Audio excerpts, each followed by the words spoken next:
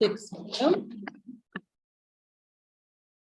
I pledge allegiance to the flag of the United States of America and to the republic for which it stands, one nation under God, indivisible, with liberty.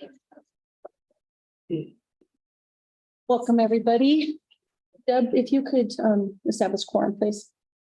Are all board members logged in? No. Should be. Everybody else? Should be. Frazier? Yes. Mr. Walls, gonna have to vote. Yes. Thank you. For 1 moment. You're not no for those.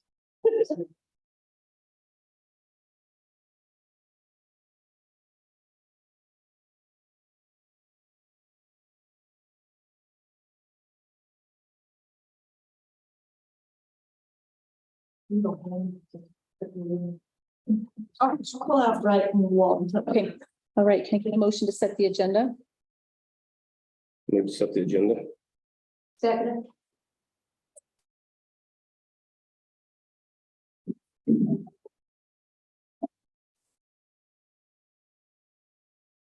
Online voting is now available. How do you vote? How do you vote, Mr. Wall? Yes.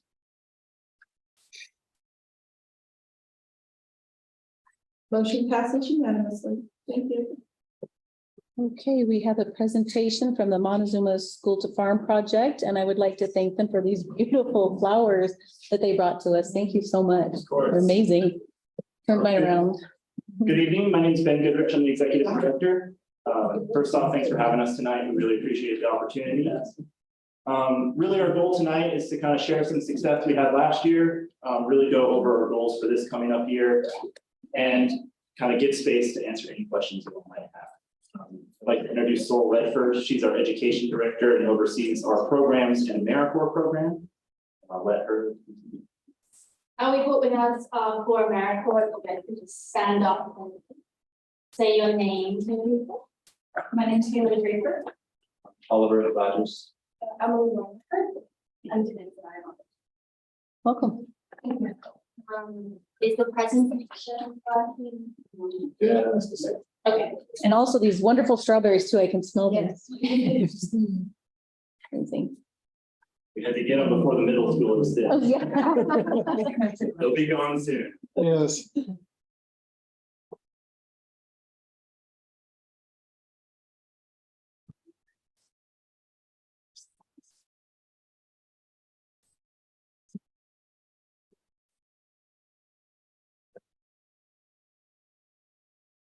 Well, I'm just going to go over a few statistics from last year. You will which are on one of the slides, but we can just talk a little bit about the program first. So we've been teaching in the schools or in this county for about 15 years now, but we've been a non-profit for just 2 years. So we're in our 3rd year as our own non-profit. Currently we're teaching at Kemper Elementary, Mesa, and then we support science programming in middle school. And if teachers ask for equipment like the weather station, we'll purchase that to kind of support their standards and curriculum. So hoping to do the same this year as well.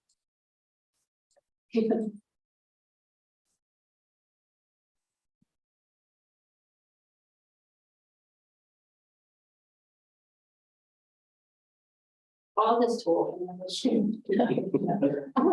So basically, it's just Ben and I who run School Farm. We're a non-profit. We have a for AmeriCorps who teach with me in all the schools. So this year I'll be a lead teacher and I hold a full teaching license. And also Janitza is a teacher. She's working in this district also. So we'll be the lead teachers supported by the AmeriCorps. And we teach our own curriculum. It's all standards aligned, mostly focused on science because of course that is quite easy to teach through the garden, but we also align to math standards and we do literacy education, you know, and so everything we do is cross-curricular. That's a really important part of our program. It's just making sure that it's standards aligned and supporting what the teachers are doing and meeting the students' needs. We can just kind of open up the questions, and then if that comes back up, I can run through the statistics just so I don't take up all the time. But did anyone have any questions they'd like to ask about the program? Is this a program that it's an elective or is it? That they before and after school or something like that? Is it? So we teach in the schools right now, so every class gets one lesson a month. So they'll come out for 30 minutes kindergarten and first grade and 45 minutes second through fifth grade.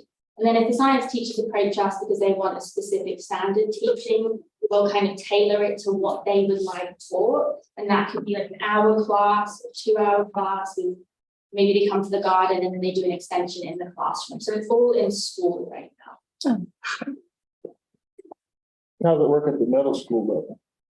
Or did, So with the middle school, it is a little bit different. So the teachers will usually approach us and say they have a specific standard they'd like us to kind of teach in the garden. So last year we did a lesson on like mutualism and parasitic plants, and they came out and I gave them a tour and we did like a whole lesson out there, and then their teachers followed it up inside. And if they need like specific equipment, like the weather station, that hits one of the standards in middle school, so we purchase it, and then the teacher can use that all year. And with our garden spaces, every garden at the schools is equipped with an outdoor classroom, benches, whiteboards, and really encourage teachers to utilize that space if they're interested. Another common question I've heard is kind of a curiosity of where the food goes. And so the majority of our food that's produced is distributed to the Good Samaritan Food Pantry. Pre-COVID, I was working with Sandy to kind of look at what we could get into the cafeterias, but kind of the way the bid works with produce, variables of having students grow the food. It's kind of a very hard job to guess what the yields will be each year. I do try to grow a good amount of storage crops such as onions and potatoes, which are always available for schools if they're interested. But prior to conversations is, I don't want to be a burden on the food staff with processing or anything like that. But that's definitely a conversation I'd be willing to have with Sandy if you are interested. And then every lesson we do, we try to add a tasting component, usually very simple recipe, just introducing whole foods to children and easy recipes that they can replicate at home with home ingredients. So we kind of weave that into our academic lessons as well. And today, for example, I was working over there and the 6th grade students came out and did a little garden tour and they all picked apples and plums. And that was like their snack for the day. And then their teacher's going to keep bringing them out just to do like any lessons in the garden. So here's our statistics. So last year we produced about 5,000 pounds of fresh produce from the middle school garden. We taught over 5,707 students in the county. And then specifically in this school district, we taught for 264 hours in the schools. The student hours. The student hours are basically the time spent in the garden multiplied by the number of students. And the reason the 5,707, we see a lot of the students on a monthly basis. So that is a kind of a repeating number. And then we gave out over 2,500 tastings of fresh food from the gardens directly to students in those lessons. But sometimes we give them food to take home as well. And all of our food produced is grown and washed according to food standards. I'm a vegetable producer myself and very careful on kind of documentation and making sure that we're in compliance with all food safety laws. And that's an additional training our AmeriCorps get as well to make sure that everything is properly sanitized and stored as far as state.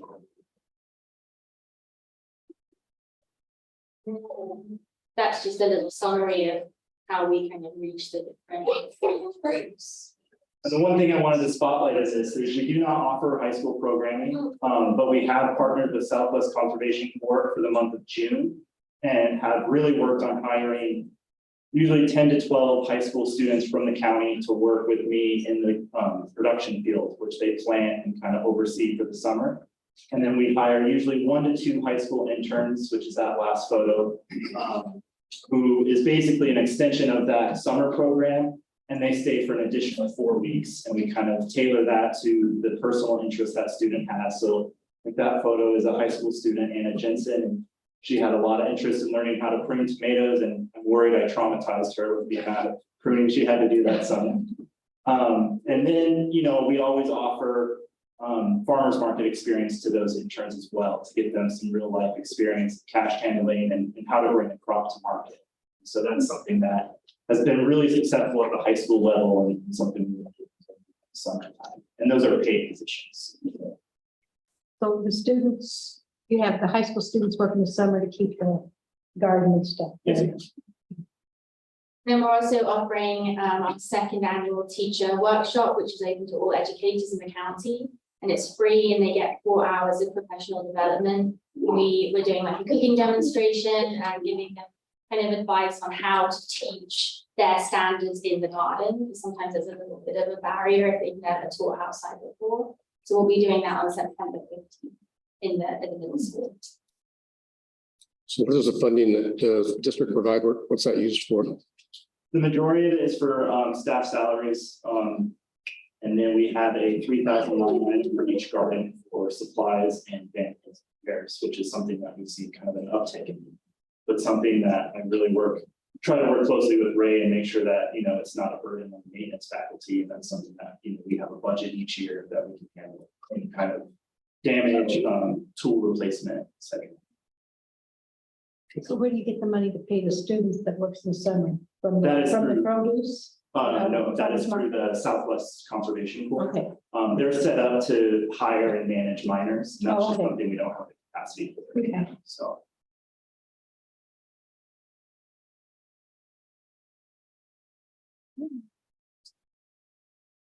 Any other questions?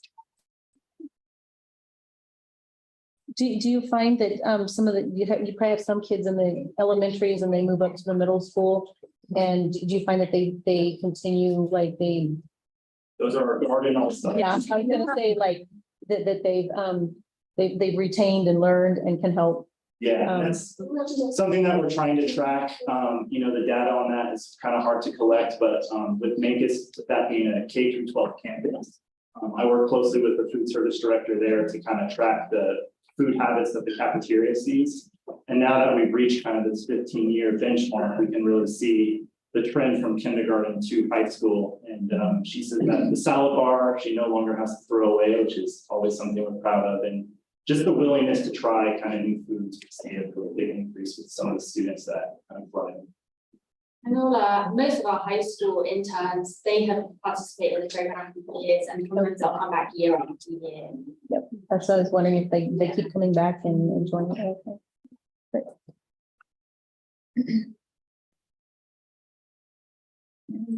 I don't have any more good questions. You told me when we met that Kyle Archibald had kind of verbally agreed to a 3-year.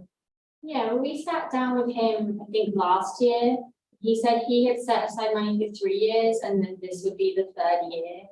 So that's just, Okay. Very good. Thank you. And Mr. Burrs has our contact, and I encourage you, if you have any questions or would like any additional information on the program, feel free to reach out to me directly or Solon as well. I'd be happy to answer or even bring you to a garden and see if we can get firsthand. Oh, perfect. I got a Thank you. question. Sure. You answered a lot of my questions. Thank you.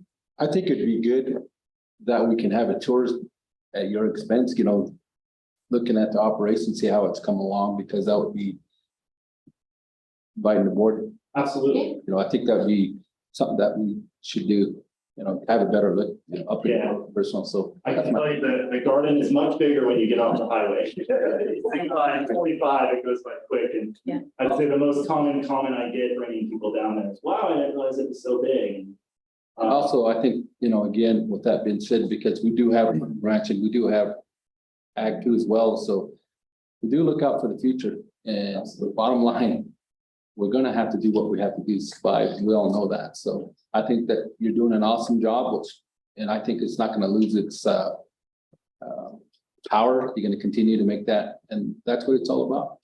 I appreciate that. Thank you. And our goal is to really create, a strong foundation of food literacy with all of our students and really support them. And I mean, yes, we focus on vegetable production, but we're looking at partnering really closely with CSU 4-H, getting some animal science involved, and then looking at if we can provide any additional support for students who kind of want to, look at a CSU program or even some of the new programs that are developing in MCSD kind of work on a continuing thing.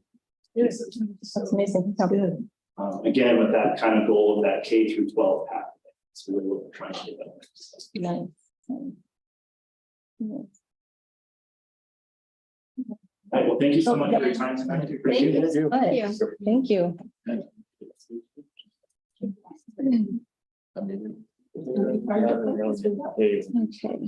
Okay, moving on to the item 5, the minute approval.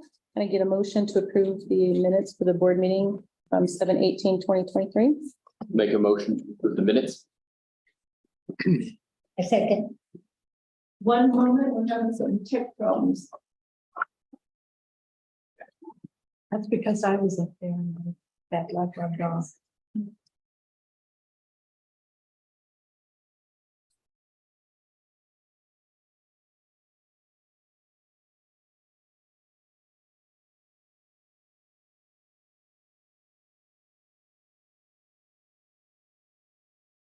Okay, can you give me the first and second again? Cody Wells was motion and Jeanette Hart second. And our second was Sharon?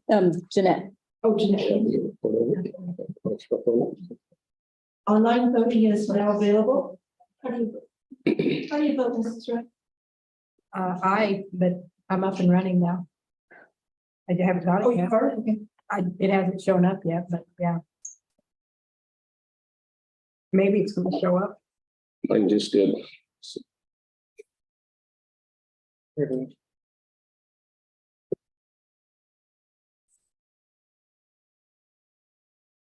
Are you able to vote? He was. Okay, there it goes. Yeah, finally. Ms. Hart, did you vote? I did. How did you vote? It didn't show up. Thank you. Motion passes. What's going on? Oh, Okay.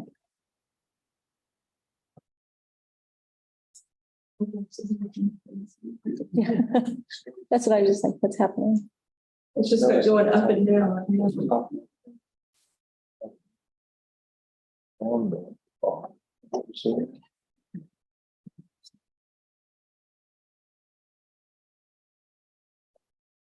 Oh, look. Where did my bracelet go? I've lost my bracelet. I don't know where it went.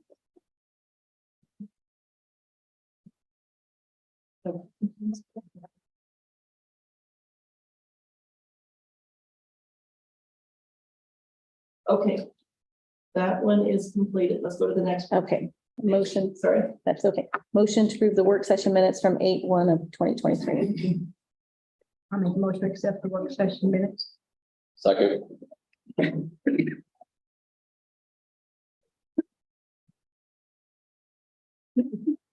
Online voting is now available. Thank you. Mine's probably not going to come up, so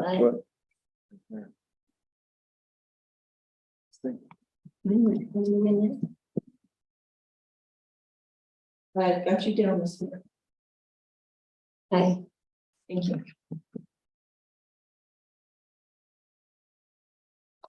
Did you come up? Yeah.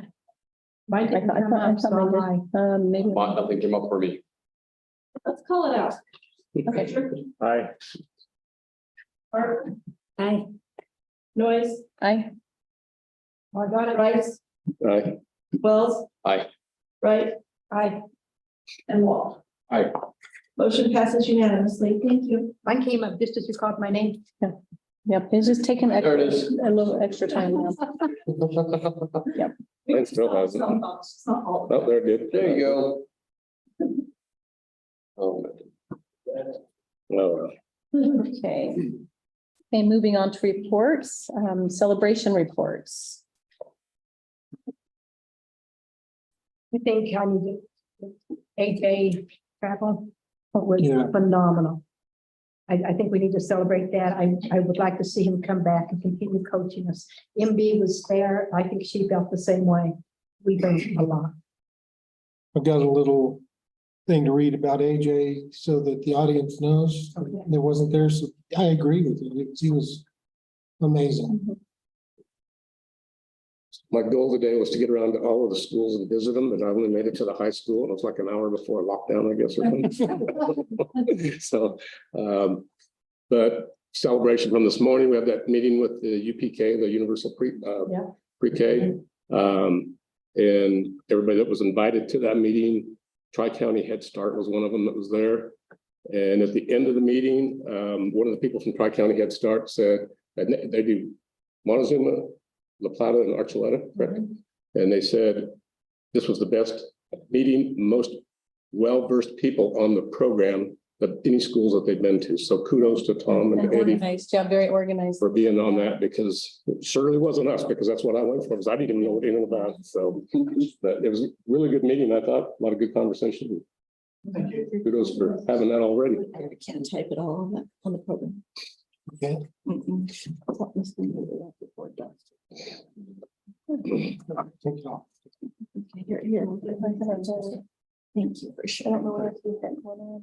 I don't know, first day of school, the second day of school. We handled our threat very well, You talked about our threat too. Yeah, so. that's never the way you want to start school. No, it's not, but it was, well, it handled well. Quickly. Yeah, I don't. And it's off to a good start, so I think we'll have a lot more celebrations. So the good start is a good celebration, and we'll find more as the days move on. Okay, superintendent's report. Good evening, board. AJ Crable, American Education Reform Advocate and public speaker on education reform. He currently serves as the National School Board Governance Leader at the Council of Great City Schools. Prior to this position, he was Texas Education Agency's Deputy Commissioner for Governance in charge of bringing up low-performing schools. His mantra, student outcomes don't change until adult behaviors change. AJ is great at getting the audience involved and bringing out your beliefs and perceptions. When he worked with the board, he started out by saying, why are we here? Tell me in 10 words or less why we're here. And at the end of it, the answer is to improve student outcomes. And it was great to hear how that all focused down.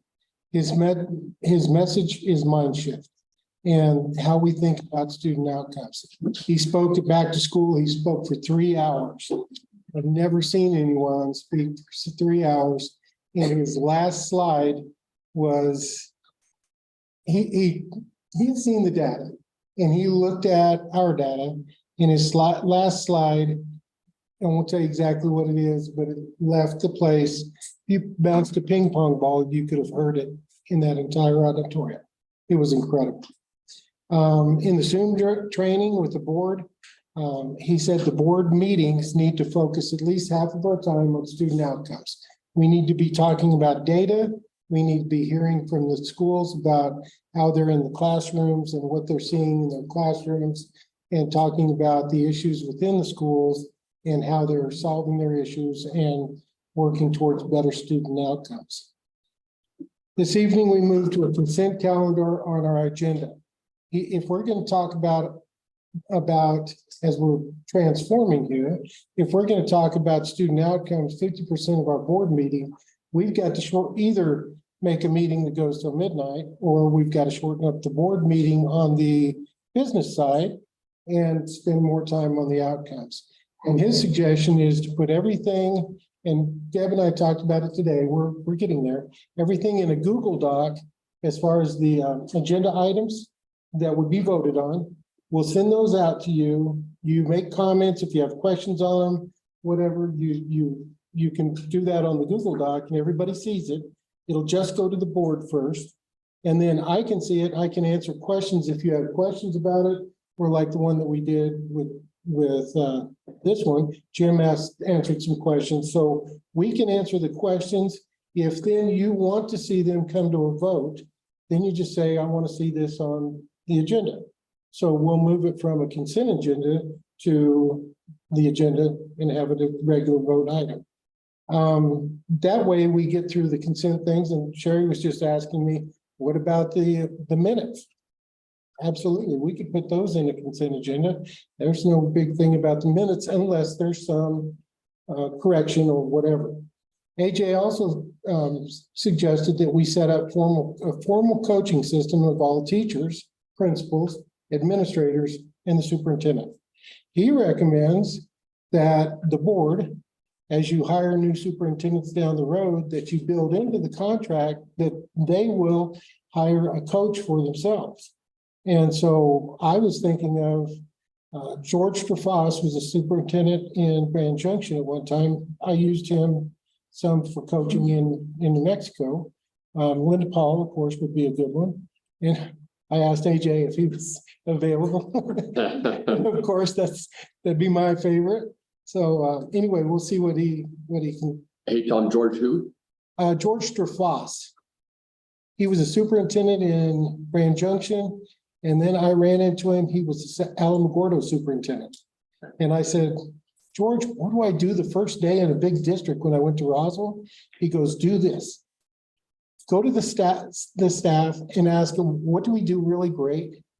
What do we need to improve upon? What do we need to get rid of? What do we need to add? And who are the 10 people I need to meet? And I did that here too. So, and it worked really well, even with the huge staff that I had in Roswell. I compiled all the answers, and then I went back around and gave them what was, the number one thing and two thing, and who I should meet first, and so forth. And that was a great warm up with the staff and getting the staff to know who I was and to know, what was valuable to them. So that was good.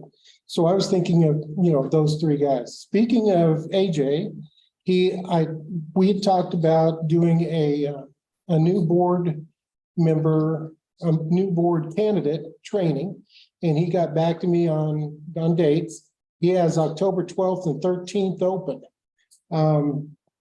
We can do the 12th and 13th, although the 13th, we have Elena Gallegos coming. So the 12th, we could pull our principals or something for that day. That is a school day.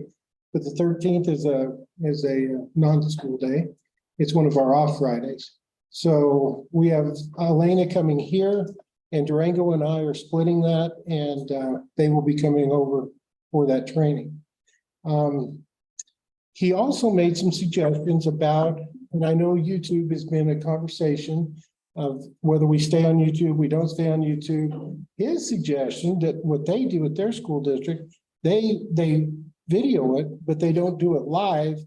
That gets more people to come to the meeting, but they after the meeting, then they put it on YouTube, so it's available. So that's an idea that we can explore later. AJ and I had time to sit down with our district school data, and it was the data that Christian Northrup had developed, because Christian can take the raw data and he can look at that data by student number, and he can give us information on that data.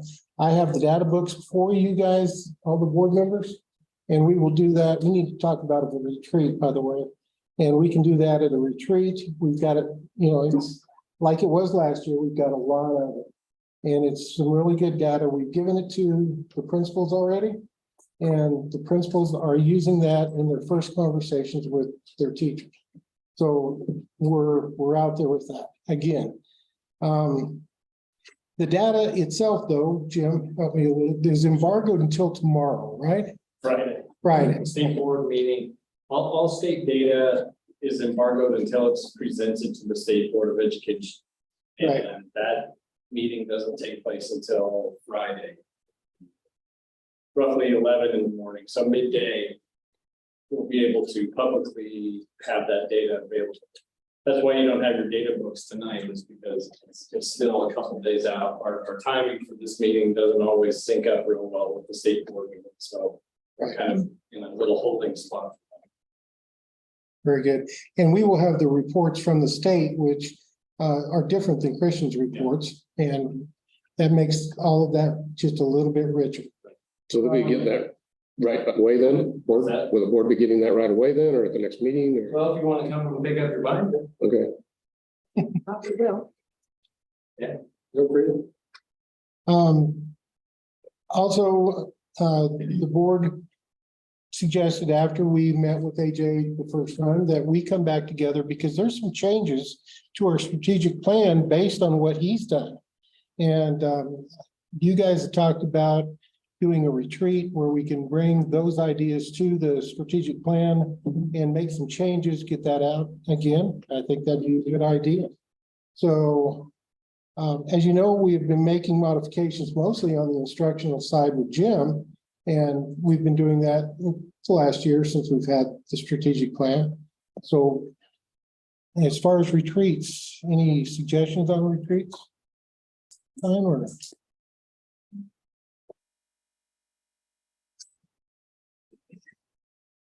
Weekend, you thinking, or what? Want to do before or after election? Yeah, that's a good question. I think we can do one both. We can do both, yeah. It's hard on the board. Mhm. You know what?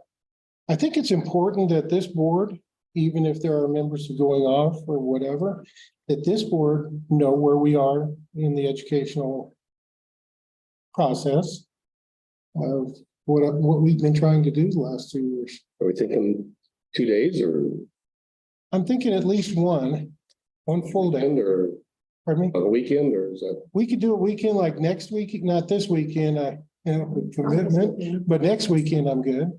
The first and second, No. Next weekend, that's Labor Day weekend. Oh, wait, this it's is. Labor Day. Yeah, next week. Okay. Well, why don't you look at your calendars, send Deb something, we'll respond to you and we'll kind of go back and forth until we can find a time and see what we can do. Okay. He is fully ready to zoom back in on a meeting with you and work a little bit more with the board. The rest of my board report, of course, is online. You can see that. Just a couple of comments about it. The Mesa Portable is a little bit further out. They hit a snag with the inspector again. Christian Northrop was in district for 3 days. The case conference we went to in Breckenridge was awesome, but it was sold out. 1,600 administrators there, and they had rooms, but they ran out of registration room. So attendees were being turned away. We got most of our folks in. We had a long conversation about where our directions for this year, and we're all in it with Mesa, and we're all in it to help each other. And that's making the team, getting the team together is really an important piece. Yesterday, we received the plans for the fix to the Cortez Middle School play structure. And we'll get those out on the street and get some bids and see how quickly we can get that done. But we just got them yesterday. Any questions? Thank you, board. Thank you, Mr. Burris.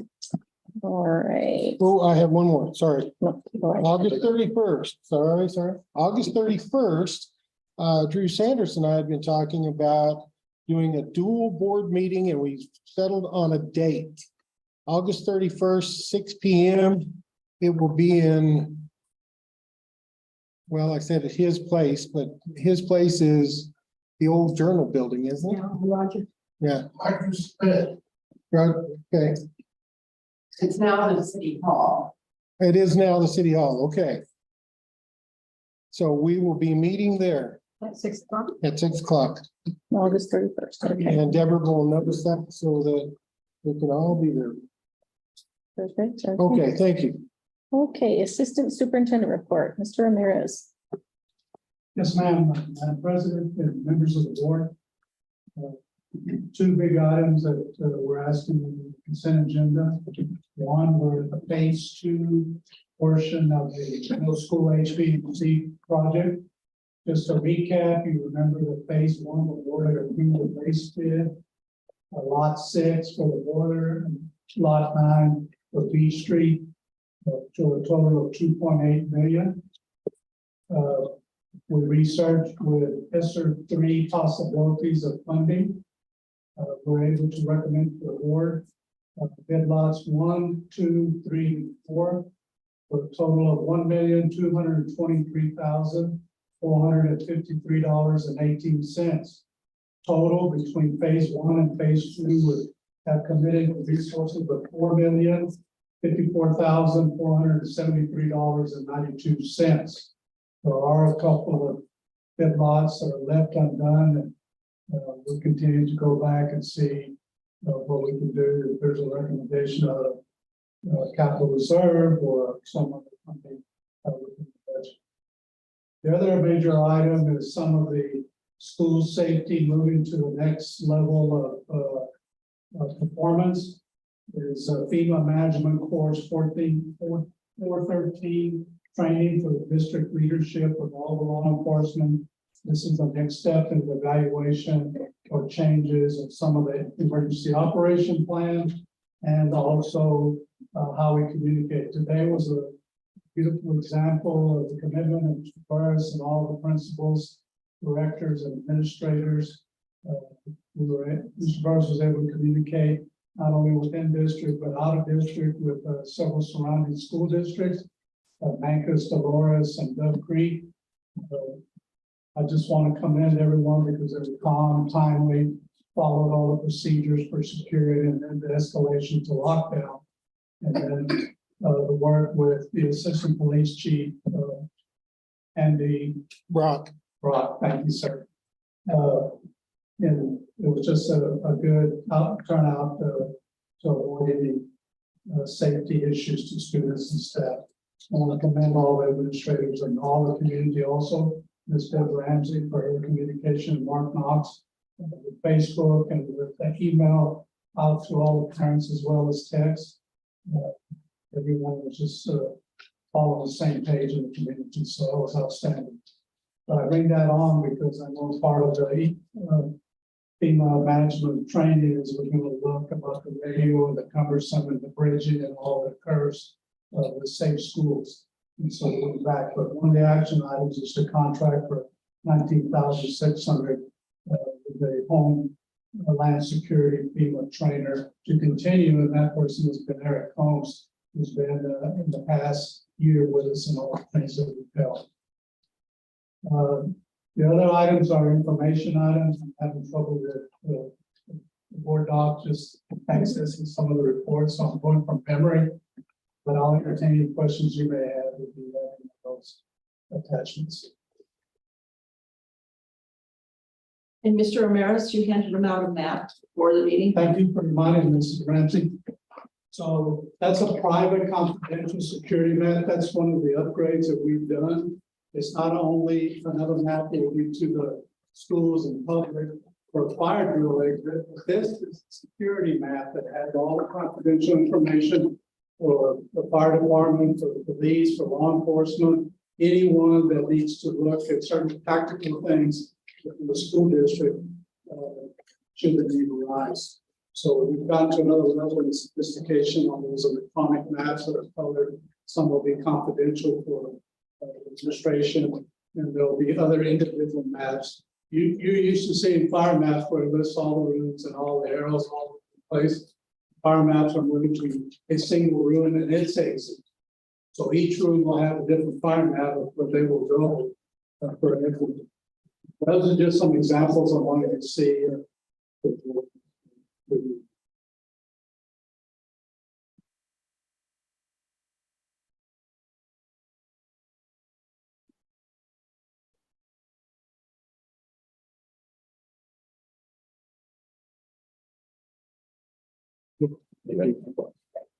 Right. Okay, thank you. The last thing, I'm sorry, Madam President, is the scope work of phase one of the PPC. You have that timeline for the completion of phase one. Yes, thank you. Okay, all right, Director of Finance reports. Good evening. Bradford. In your board packets, you will find a copy of the quarterly financials from April 1st through June 30th. Those are unaudited at this time. So you have those for your record. We have several donations. In your packets, you'll find information on one for the MCHS softball uniforms that were donated by a silent donor. There was $500 donated by Empire Electric for the athletic department. 2 trombones and $200 for repairs by Andrew and Megan Kruger, and a Kroger company donation for the National Honor Society. We had received a couple notifications on grants. We received the Stronger Connections grant. This is going to be used for attendance incentives, a part-time attendance coordinator, and a student advocate.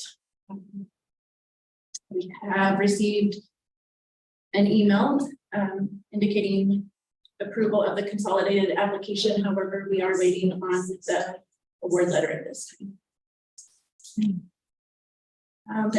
In your consent calendars, we have several requisitions that have a total of $5,000 or more for your review.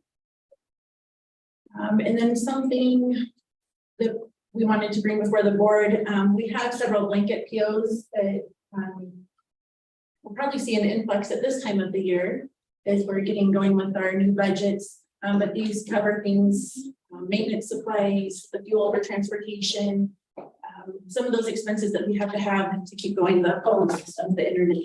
And so we are hoping to develop a list that we can have that exception to approve things over $5,000 just to keep operations going. Do we need to have a policy for that so that it doesn't have to come to the board every year?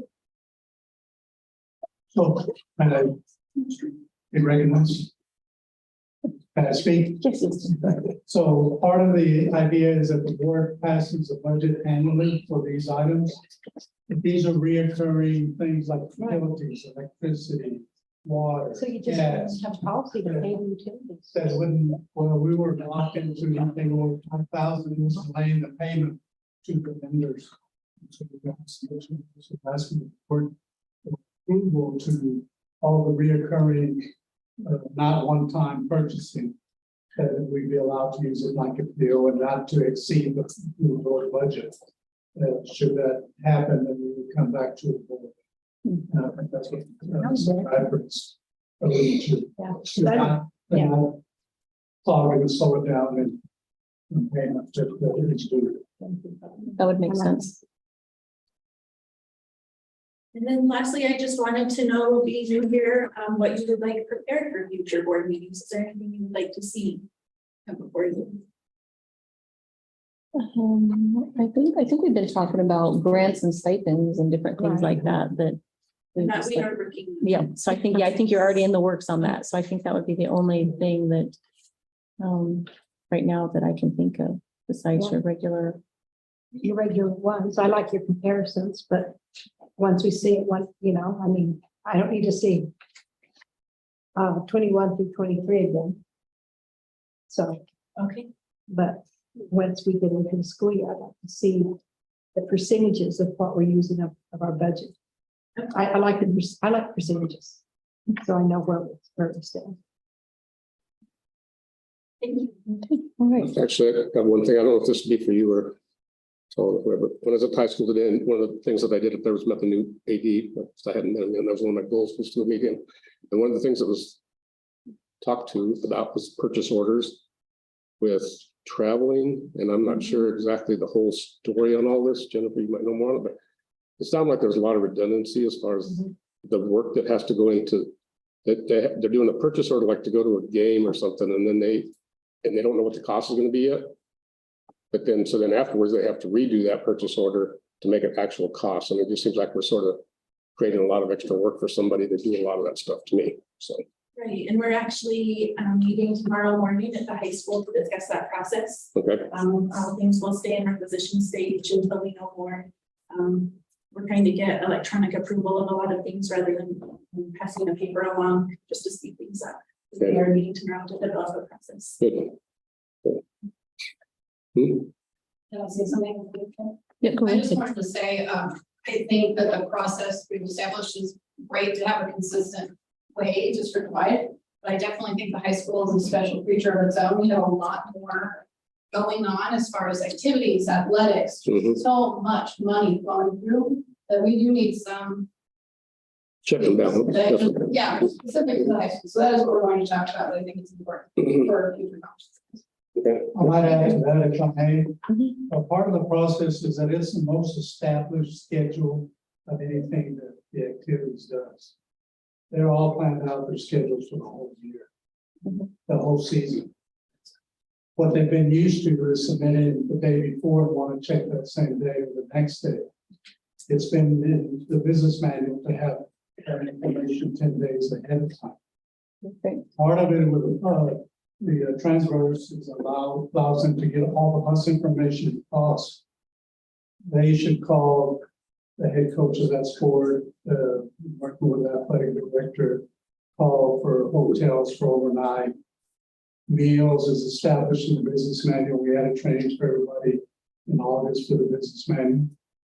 For July, I'm sorry, it was Monday when we were in case and Ms. Bradford and Alyssa were able to do that training.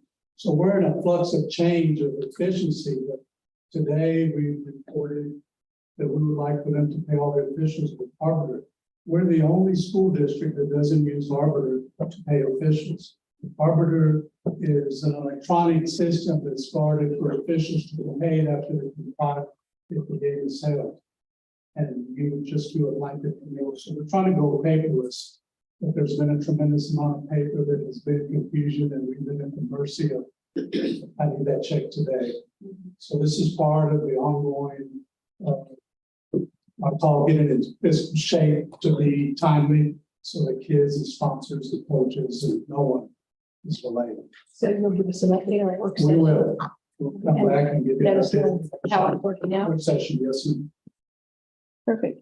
Just that we know that there are phases of being implemented, something in and so, but we are attentive to that. It's causing change in this direction, because it's a different way of how they have to be ahead of time.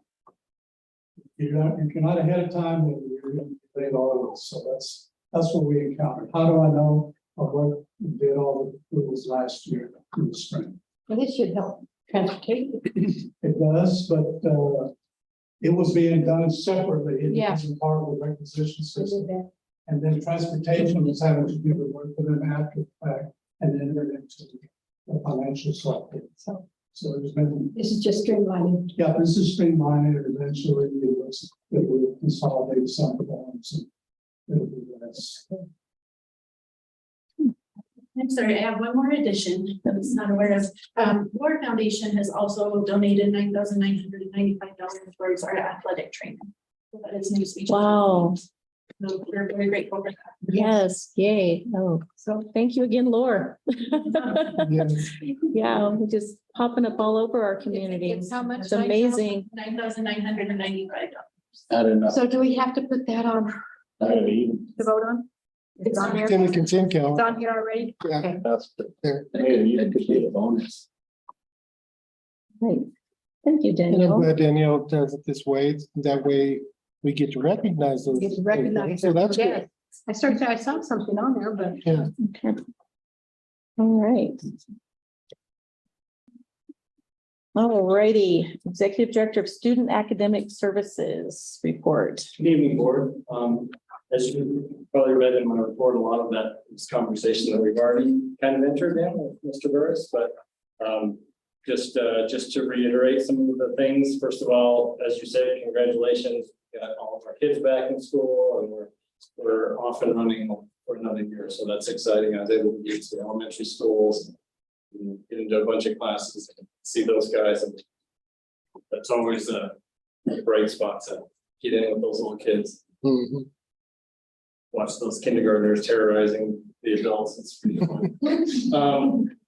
As far as the data that I want to talk about, just again to reiterate, our state data will be available for public viewing very soon, end of this week. As Mr. Burris stated as well, we engaged with Dr. Christian Northrop on a data day where our principals and some teacher leaders from buildings joined us to review data that we had available and kind of start what we call a planning phase for things like school improvement plans and universal improvement or unified improvement plans that we have to submit to the state. They took that opportunity to look at the data, meet with their teams and start fleshing out what some goals could be for this coming year. And we'll see, as I've listed here on my report, At our September board meeting, it's gonna be quite robust, or even the work session, it'll be quite robust with a lot of data.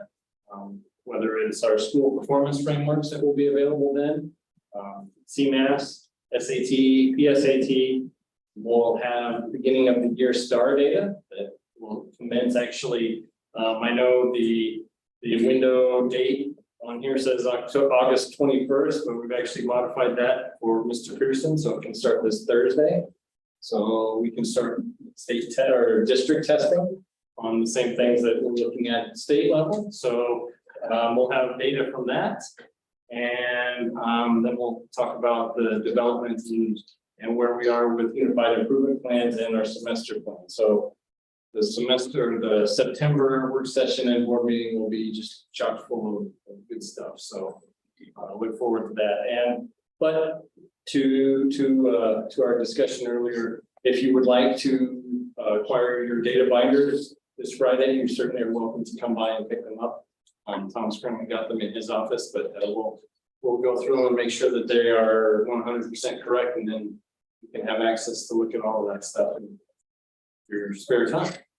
So it's a small read, I know, but it's worth the time. Something else that I have attached in my report, on an annual basis, we have to create and provide a district assessment calendar that lines out the assessments that we'll be taking for the year, at least on kind of a macro level.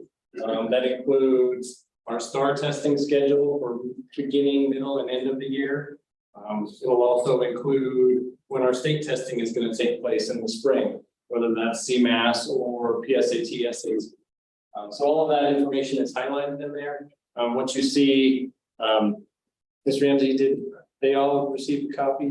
They did. It's in your consent list. Okay, so just, have a look at it. It follows our district calendar, so it doesn't require a lot of change in that regard. It just highlights those periods when we're going to be giving assessments. So When I was looking at that,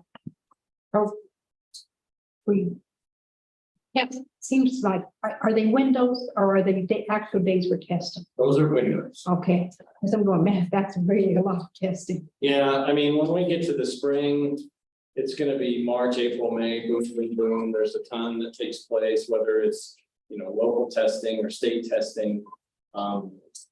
Fortunately, once we start down that state testing road in the spring, our schools build out their own test schedules, and they certainly don't need to consume that whole amount of time. But the benefit is having that time, particularly as it relates to getting as many kids through the testing as possible. Yeah, I mean, we spend some time doing that, but it's data that, we haven't seen in a few years. So seeing it now as we go forward, we're starting to compile some things so that we can start to look at our patterns and trends and really target those things that we need to be addressing. And that's some of the work that our principals have started with their staff with the data that they've seen. They have now back-to-back data from last year and this year. Not this year, but 2 years ago and last spring. So, yeah, I mean, I wish we could live in a world where we could find other ways to get that information, but unfortunately, as it stands, we need these tools to find that data so that we can plan accordingly. So the CMAS testing, I heard a lot of complaints one year because it started when time changed and the kids were not getting to school on time. They were tired. Are we taking care of that? I feel like, so how it currently is set up is technically the window for CMAS, the official window, and I don't have official dates yet, and that's why the calendar that you see is a draft. But the window will be roughly, the first week of April through the last week of April. That's the official state window. We do have the opportunity, and we have taken advantage of this historically in the past, I don't know, since I've probably been the district assessment coordinator, of taking an extended amount of time, which adds another, technically it's 2 weeks, but one of those weeks happens to fall on spring break. So we have 5 full weeks of testing versus the 4 or 3.5 that the state provides us. As far as addressing, that when it happens during time change, I mean, I feel like we do a good job at school levels of recognizing that. I don't know that I've seen a whole lot lately on if that is positive or negative. So I don't want to mislead you in any way, but if it certainly becomes a problem again, we will certainly address it, make sure that we're playing accordingly. I just think we need to give our kids every chance to succeed. Great. Yeah. So in addition to that, we'll continue to talk about the curriculum alignment pacing guide work that we're doing. Like I've said in the past, this is a big lift on something that we haven't had for a couple of years. We're starting to roll some of that out. It is not complete by any means. We have work to do with it. It's living documents. That's stuff that we're going to review constantly. We need to be checking ourselves, making sure that we're addressing the standards and getting them all in a year.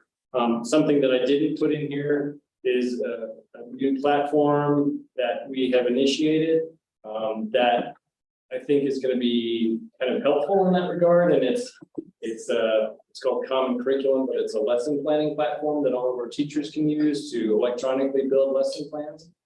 Well, the cool thing about that, or one of the many cool things, is it has a standards tracker.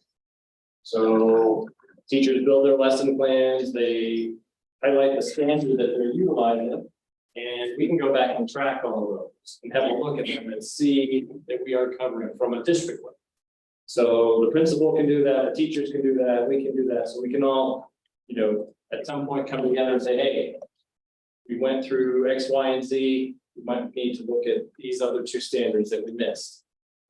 It's just another resource, another tool for hopefully making this work more effective for us all.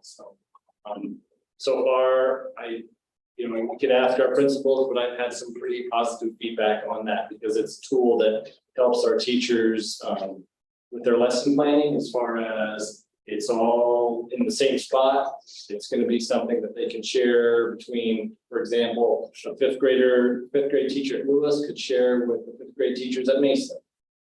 It helps with collaborative work. It helps with backwards design. So there's a lot of features to it that are really beneficial and will help our principals if they walk into classrooms for observations and just make the work.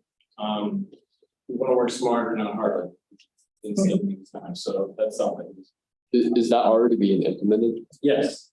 Yes. When did you guys start? Approved that for us last month, and it is underway. So thank you for that service. The last couple of things to talk about or touch on here, professional development. As Mr. Burris referred to, our convocation with AJ Crayville was pretty outstanding. I can say in my, we'll say, decades of work here in the district, I'm not going to say how many, that's a little too much to cat out of the bag, but that was easily one of the best that I have been to. I mean, we've had good speakers, but as far as like engaging and as far as really, getting to the point of what our purpose should be for the work, that was by far and above one of the best. And I'm excited that we have the opportunity to work with him in the future, because that's a resource that is, I mean, you don't see those very often, I can tell you. I mean, he's and I don't want to harp on this too much, but he's at the level, like he could be speaking at CASE conferences or CASB conferences, really guiding a lot of state level. And the fact that we were able to bring him to us is pretty remarkable. And that we can actually continue working with him and his staff, I think it's pretty good. Another PD that we went through is, it's called Depth and Complexity, and it's really about differentiation skills in the classroom. A message that I shared with teachers that participated in that, something that we need to be very aware of as we're going forward in this work is that whether we like it or not, we are at the end of a very dry stream. And that dry stream is resources, it's special education teachers, it's teachers in general. Now you guys and everybody is doing their part to try and bring people here, but what that means in our classrooms is we have to be better, and we have to have more skills to address the needs of all the kids in our classroom. And this depth and complexity is kind of the start of that. It's originally a gifted and talented idea, but when you get into it, it really is a span of all sorts of tools that can be used by teachers, and really, that's something that they can address in their lesson planning and say, we use these depth and complexity skills to address the needs of all these kids. So that's the training that we engaged in, and it's not ending just because we had our PD. It's going to continue later on in the year. So we will have more of that as it goes on. So that's an important tool that we are continually working to improve our craft because our kids need to try. And then the last thing is we've had building level PD take place. One of the big ones was Mr. Larry Thompson and the roadmap to responsibility at the middle school. Drew could certainly talk about that a little bit because that was something that was pretty. I didn't get to witness it, but after reading the work and some of the presentations from before, it's certainly something that I think is valuable and something we can look at as we go forward as well. So that's the bulk of my report. If you have any questions. Thank you. Thank you. Great, thank you, Mr. Parr. Okay, Executive Director of ESS report, some goal. Thank you. Just wanted to share some of the things that I've been up to. Been helping Mr. Burris with the application to be an independent administrative unit. Just trying to tie up all the documents and things that the state is requesting for us to do that. Been working with Brandy George to define our roles. She's still the director for BOCES, for special education, and then I'm the director here. So really defining what that looks like and making sure that we understand our roles so we hopefully don't lose anything in the cracks. In the process of some of the things that I needed to present, so I knew what I was doing, put together some school demographics, which I've included or I've attached for you. Those were just run off of last year's numbers, and those were helpful to me, just looking at where we're at with numbers of students in different programs. Let's see here. I've been working with principals.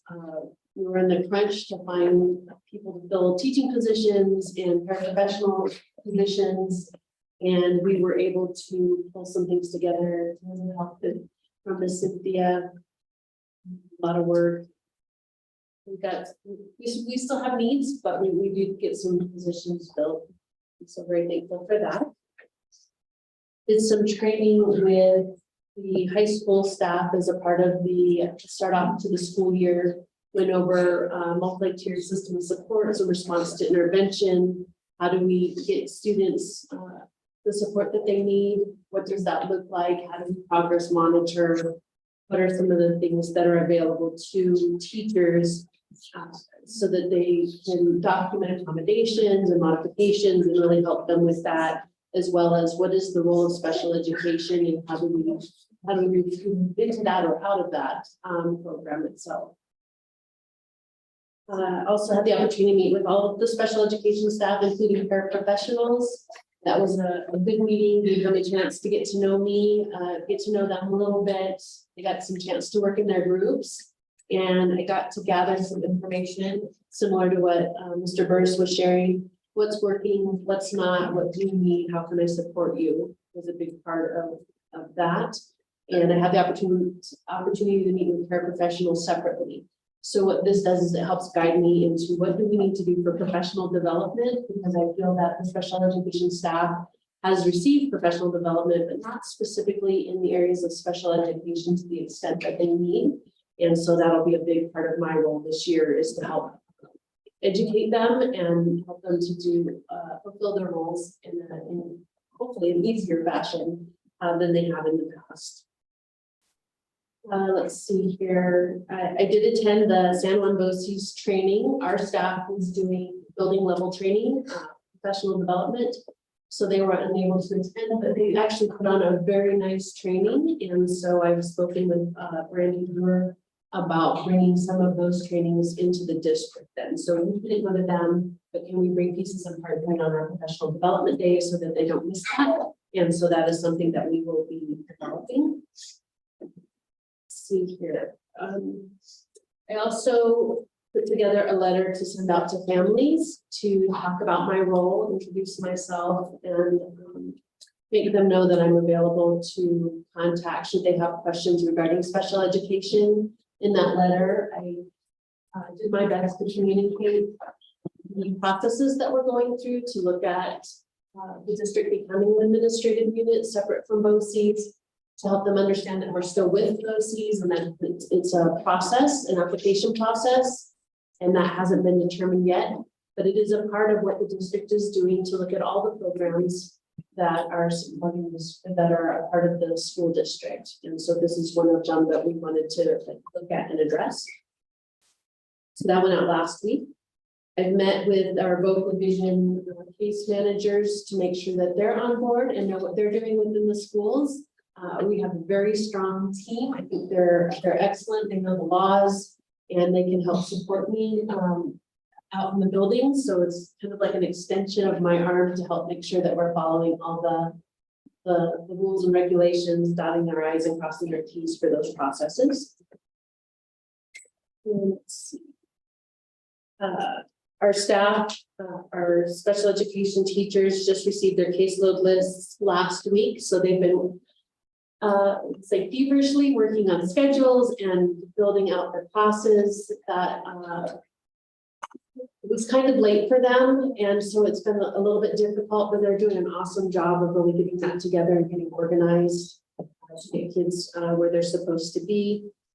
And then the last thing that I've included for you is the transition handbook. It's in draft, what you have, but it is a program for students that are 18 to 21. And it's to help them prepare for life after high school for those students with disabilities. And so there's a lot of components to that. And part of that is getting them out to have the opportunity to work or to work on life skills. And so there's some pieces and parts to that program that I think a lot of people don't know about. So I thought it was beneficial to share that handbook with you, even though it is in draft form now, before we get it finalized, just so you have some insight as to what that program is. That's something that we're working on, getting all the pieces and parts together so that that can get going. And that's all I have, unless you have any questions. I do. I'm sorry. GT, I know that BOCES has somebody to develop a GT program. Do we have one here? So yes, there is gifted and talented, and actually, Robin, yes, I wanted to say Robin, but I was. yeah. So Robin's actually, I can think of her last name there. So Robin is actually heading that up, but I'm also helping to support her in that. However she needs, but she's pretty much got it. I read somewhere where they had control of the GT program. They Had control of the GT program. yeah. So it's They still under designed it. BOCES, yes, similar to what I'm doing with special education. So you're not a part of the GT then? I can. It's not a trick question. I'm not trying to trip you up. I'm Yeah. just, I mean, that's something that I just care deeply about. It's our GT kids. Yeah, it definitely is an important program, and that is going. And we've actually met with. Let me draw a blank over name right now. We met with BOCES. Okay. Well, and Thank you, yes. And I've talked to Royce about it too. I mean, I'm not picking on you. I have asked her about it too. And I just wanted to make sure that it wasn't off the. No, it's not falling off the radar, and there are meetings that are already scheduled there on my calendar as well as Robin's. Thank you. Absolutely.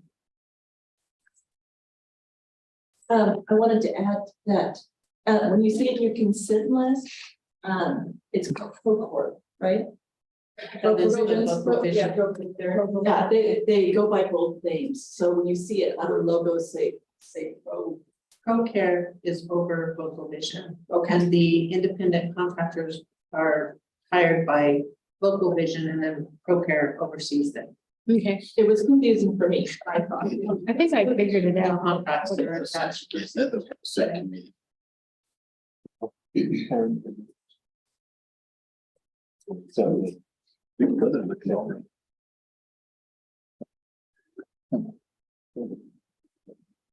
Okay. The Executive Director of Human Resources report. Good evening, Board of Education, Superintendent Burris. I'm happy to present updates for the Human Resource Department. First, under employee insurance and our benefits, our USI compliance team will present a medical and RX cost review with year-to-date oversight of monthly claims, as well as large claims reaching the stop loss. And after meeting with them today, I'm happy to say that we have not had any large claims reaching our stop loss to date for this year. They will also provide a 2024 yearly projection of Anthem's medical and RX claim review. After reviewing the projected cost analysis, USI would like to discuss Montezuma-Cortez School District's renewal and the open enrollment process. I'd like to present John Corbett and Chris Stevens here to present a brief overview of where we're at with our insurance right now. And then I'll continue my report. Perfect, thank you. Welcome, gentlemen. Thank you. Thank you, Madam President and members of the board for your time today. I just wanted to give you a brief oversight of the business. Thank you, Sal. As Cindy mentioned, my name is John Corbett, and I'm the lead consultant on your group for the district and also USI. We have some pretty good news. I think a good place to start is just kind of an initial reframe from last year.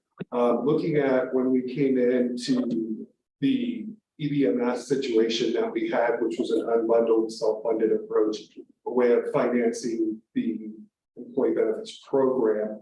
We were able to reduce about $170,000 worth of claim exposure by renegotiating contracts mid-year. We were able to come in at about $221,000 in savings for the fiscal year of last year, which was a big turnaround from where you guys were headed, especially kind of with that large claims exposure that we had on the books. And so really what I'm here to talk to you a little bit about today is an eye chart. This is as close to an eye chart as I can get. So we'll share a little additional information. I apologize, it's not expanded here on the screen. So really in that circle down at the lower right is really to point out where we are year to date, and then focus in on an annualized number so we can kind of predict where we're going to end up at the end of the year. So looking at current claims exposure, right now we're looking at a total of $902,000 roughly of total claims year to date, which include your run out claims from the previous year. Also, this is well below the $1.5 million in claims that was projected. So what that allows us to do is go forward and look at, where are we in actual costs, right? Fixed costs, including all administrative fees, premium for your stop loss, which is that catastrophic exposure, and compare that alongside with the actual claims versus overall premium. And so what we get is basically a medical loss ratio of about 80.6% compared to overall maximum claims exposure that the district would be subject to. It's 65.7%. So ultimately, annualized, this leads to about a $301,000 budget surplus. So that's really kind of the savings that we're projecting for this year coming up in December. So knock on wood that we continue, as Cindy mentioned, to have no large claims, but we're hopeful that that will be the case. And Chris is going to be talking to you about some program opportunities to be more proactive in our approach and strategy versus reactive. And so what that helps us do is curb that overall claims liability going forward. So with that, the next slide, I think if you guys can see that one, it's also pretty tough on the screen.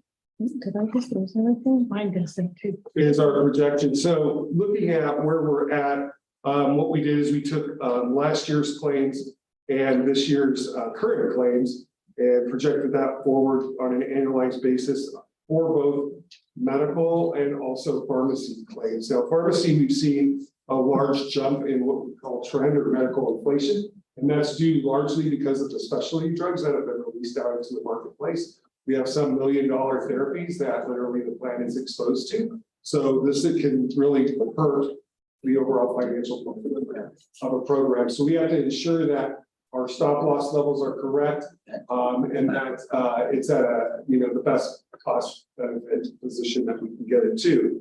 With that, we're coming in our projection, annualizing claims at about 12% below where we think Anthem will come in at. Anthem is pretty conservative.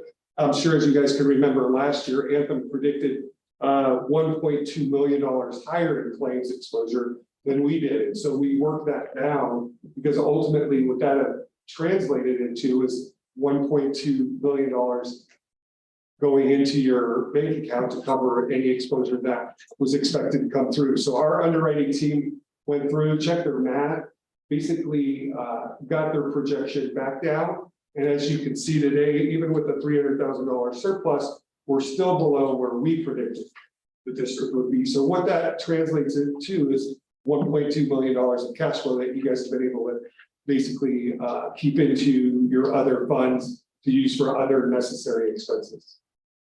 Make sense? Okay, so with that projection, we're going to work on that conservative number that they have, and down in the very lower right-hand corner with that little green circle. Again, apologies that I can't blow that up from here, but it looks to be a very menial increase of about 2.5% for next year. So again, that's well below trend, which right now is at about 7.4%. So, again, this is all projection. We are waiting to get the renewal probably about mid-September. So we'll meet back again with Cindy's team and finance to go through those projections, make sure we're set on strategy, and then make sure that we can work on Anthem's numbers should they be as conservative as we think they may be here. So again, a really good position to be in, very low claims exposure at the moment. And then also looking for at least hopefully a $300,000 surplus that would go nicely to fund reserve for next year, et cetera, with all expenses included. So really good news. And, again, tagging that on to last year, we're looking at over $500,000 of savings for the district already. Cindy's team. Yes. Ooh. May I add that this presentation is on the public view of the agenda, so if anyone would like to review it and be able to read it, go ahead and get it online. Yeah, apologies. So I can read. Actually, talk about it. But yeah, I'm going to introduce my colleague Chris Stevens here, who will talk about some of those actions going forward. Thank you. And I hope that applause was awesome for me coming in. Yeah. So, okay, so next steps, as John mentioned, once we get the stop loss finalized, we'll have a meeting with the finance team with Danielle and Cindy's team as well. Also, we're talking about some strategy as far as implementing a health fair with open enrollment. We want to get vendor participation. We want them to offer giveaways, raffle items, just stuff to increase participation. We're also going to work with a vendor.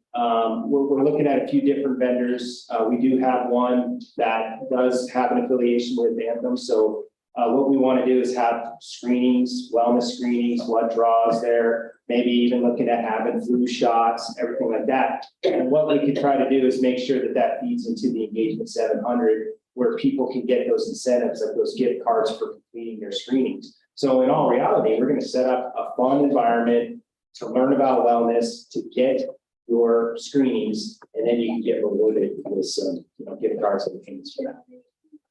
So that is our strategy. And like John said, we want to try to prevent, go through preventative type of care so we can avoid those catastrophic claims and so we can minimize those large claims.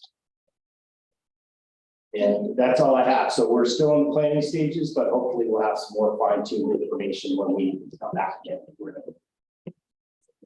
Thank you very much. Thank you. Yeah, any questions? As you start looking at that health fair and stuff. Yeah.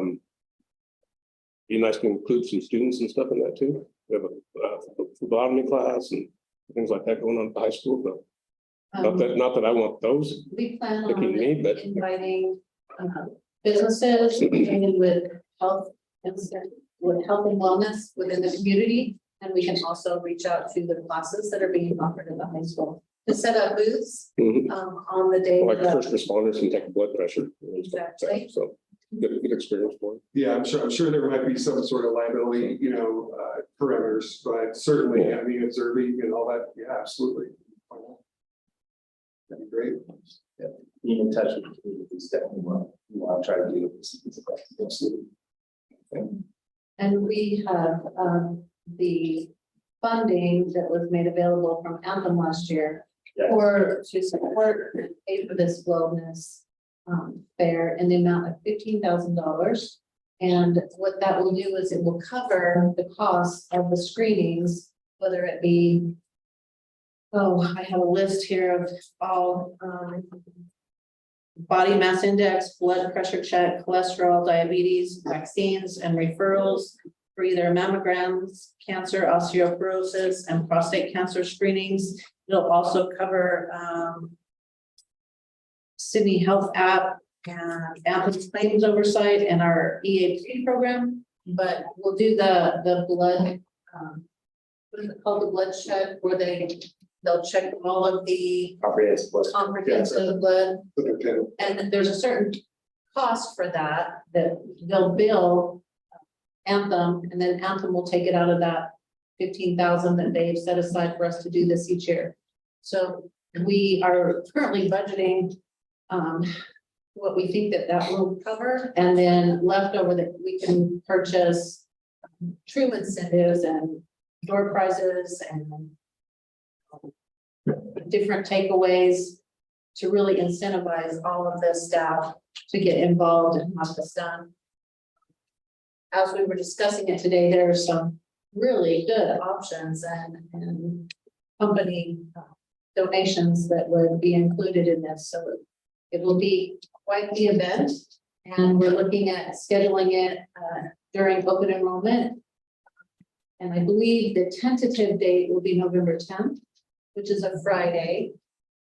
Coincides with, I think, the first fall drama play, but we'll do it from approximately 9 in the morning till 4 in the afternoon. So it'll be the entire day.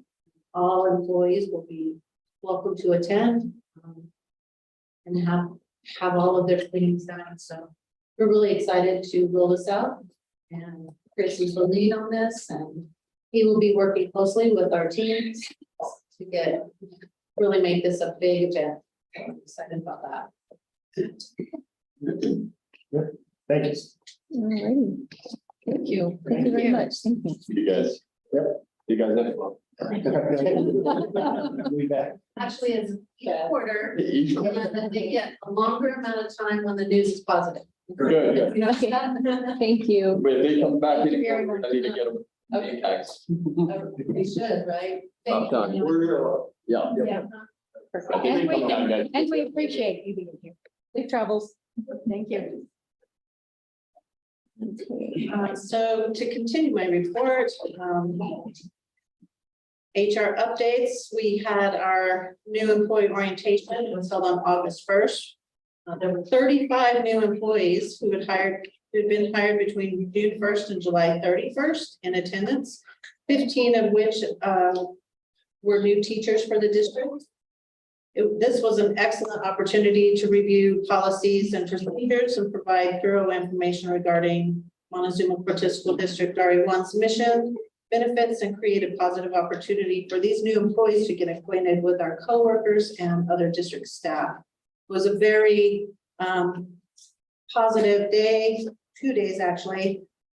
A lot of information was provided. We have a wonderful new group of people coming in, and I just want to really reiterate it was a good opportunity to meet with these individuals and promote positive culture. I did attach to my board report a copy of the orientation, just so you can see what all we went over and included. Also, the 2023-24 updated version of the employee handbook is attached for your review as well. And some of the projects that we've been doing in preparation for the new school year is updating all of the frontline absenteeism system with all the new employees and the leave time variables, and adding all of the new discretionary and sick leave hours to frontline, and then also updating all of our substitutes. Now with the substitutes, we're going through each one and checking licenses from last year, contacting them all individually to find out if they are still interested in subbing for us this year, and then updating the substitute handbook and doing the same orientation with them. As you can see on the consent calendar, we've hired actually 2 new substitutes. Last year, we had a critical shortage, as you all were aware, for subs. This year, we have substantial amount of current substitutes.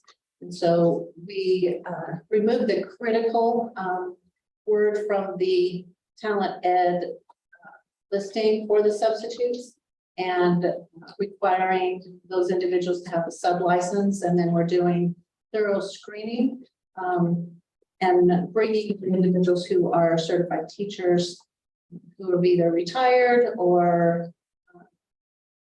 are here on a temporary part-time basis. And so we're really increasing the knowledge and qualifications of our subpool, which I'm excited to report. We've also rolled out the new vector training solutions for the 23-24 school year. This is the mandatory training that required each year to include mandatory reporting, harassment training, etc. That's been all processed and sent out. And as Deb Ramsey had mentioned earlier, the Voco Vision, the district has partnered with Voco Vision to provide the special education services for 3 highly qualified ESS contractors. They attend the ESS IEP meetings. They also write IEPs, provide high-level services for each school. We have 1 Voco Vision individual who covers the high school and the middle school, and then 1 specifically for Mesa and 1 specifically for Kemper. The contract for these professionals is attached in your consent calendar for your approval. Let's see. Also, I wanted to touch base a little bit with the open position list that is attached to my board report. As you could see, there are 8 teaching positions that are currently covered with long-term subs. We are addressing those shortages as our highest priority. We moved some positions or individuals around who were previously in other positions, and now are filling in the general ed classrooms. I realize that it appears that we have a high level of openings, and we do have 8 teaching positions. However, we've added, I think, 6 paraprofessionals since last month due to the increase size of K through 3rd grade or K through 2nd grade class sizes, and then also the additional students with IEPs that require ESS paraprofessionals. We've also had some promotions that have left openings in other areas, but you know, in overview, I pulled some information from some of our neighboring districts, and just wanted to give you a little bit of comparison. But for example, Durango has their entry-level salaries at 50,000, and they currently have 84 open positions, which is super high. Central Consolidated, their entry-level salary is 54,000, and they have 54 open positions. Montezuma-Cortez entry-level speaker salary is 40, and we have a total of 38 open positions, but 8 of those are teaching positions. So in comparison, I just wanted to show you how that looked with our neighboring school districts that offer a higher entry-level salary. And for us, it's approximately 10% of our current staff of 350 employees with 34 or 38 openings, so it's approximately 10%.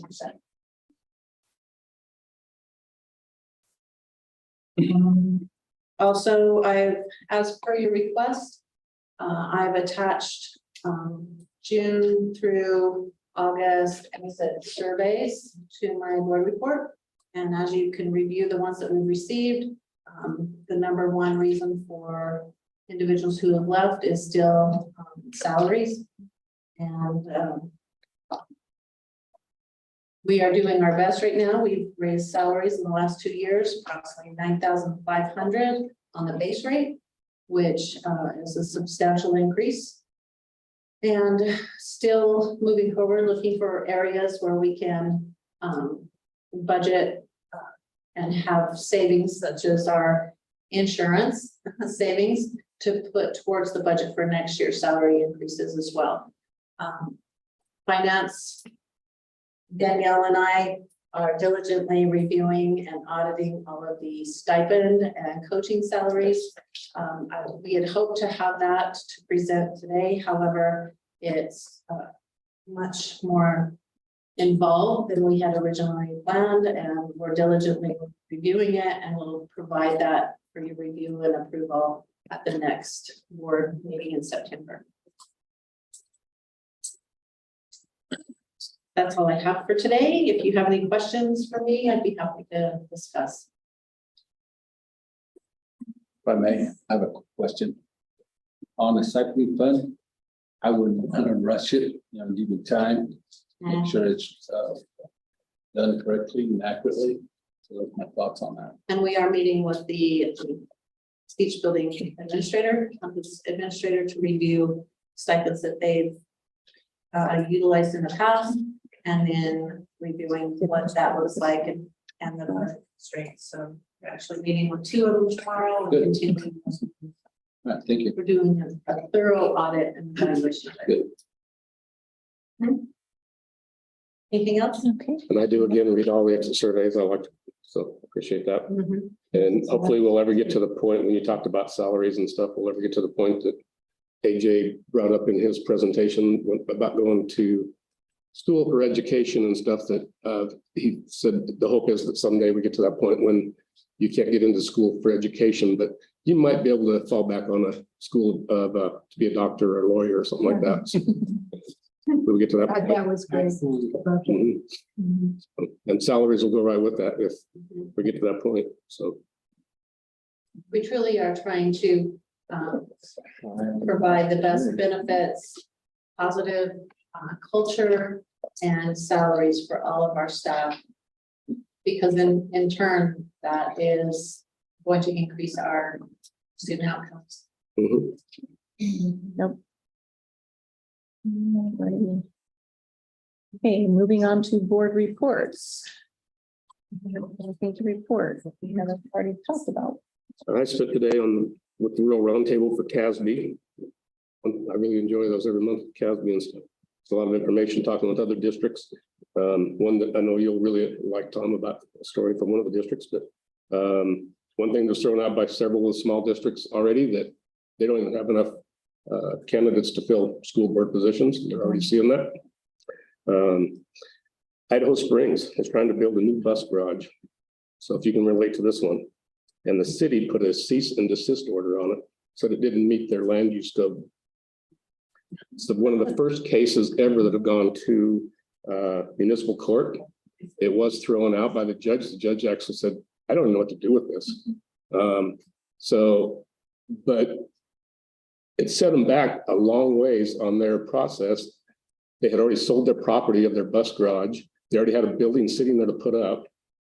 They had to turn around and do a lease back on their property that they'd already sold, because between this and the state giving them permits that was dragging on forever, Oh. they were so far behind that they didn't know. So when you look at those things, ours was pretty small, really, compared to something like that. So that was interesting to see. And what it came down to in the municipal court was Title 22. That fell back on that through the revised statutes that the city had no jurisdiction on that. So 10 years, they're saying electric buses are going to be mandatory in all the state of Colorado. So it's something we need to do. Mandatory? They Mandatory. said, It's been coming for a so while. I don't know what we're going to do there, but something's got to happen there. No. We did have a good presentation from the new commissioner, Cordova. She was on the Zoom deal today and had a good talk. She spent her last year, for your own info, working for a national nonprofit that worked solely with rural school districts to focus on outcomes. So that was nice to hear that for last year of her experience. Talked about student reps, involve students in conversations regarding standards. And something that I've put in there from one of the schools that they talked about, I'd like to see maybe put on our, when we do our reports from students, is to every month have them bring what's one challenge that they found that month in their building. I thought that was interesting to do. That is good. That was sort of in the nutshell of the real consortium, the real roundtable today. It's really very good. I had about 20 minutes with the new commissioner at the CASB or K conference. And that was really good. I talked to her about the student achievement, what we're trying to do to bring up student achievement, and also the issue with BOCES. And she was very receptive. Good lady. Mm-hmm. Seemed really sharp. She seemed very sharp. Yeah. We need to get on her with electric buses. Mm-hmm. And where are we at with our student representatives? We have to, like the policy that's on No, no. the consent calendar. The ideas, principles. The policy that you'll be approving tonight. Yeah. Should make for an application that goes out this week of both schools. And then they have a review process, and then they should be referring to us, students for September's meeting, right? Yeah, and so pretty cool process. We also have to kind of go through an interview and Yeah, I read- give them some skills with that, and yep, it's exciting. So I think we'll have some good candidates. Yeah, I read the policy. I like it. Okay. So. Other board reports? Okay. Okay, would like to mention that we do have, few board positions open for petitions to be picked up at the office. So anybody interested, you can go to the website and get all that information there. But, okay, so we will move on to citizens address the board. Okay, first we have JJ Lewis.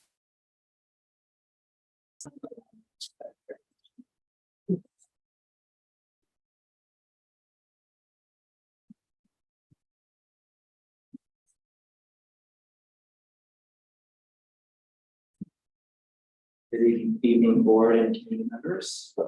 I wanted to give kudos to the board and superintendent for inviting an inspiring gentleman, AJ Craybill.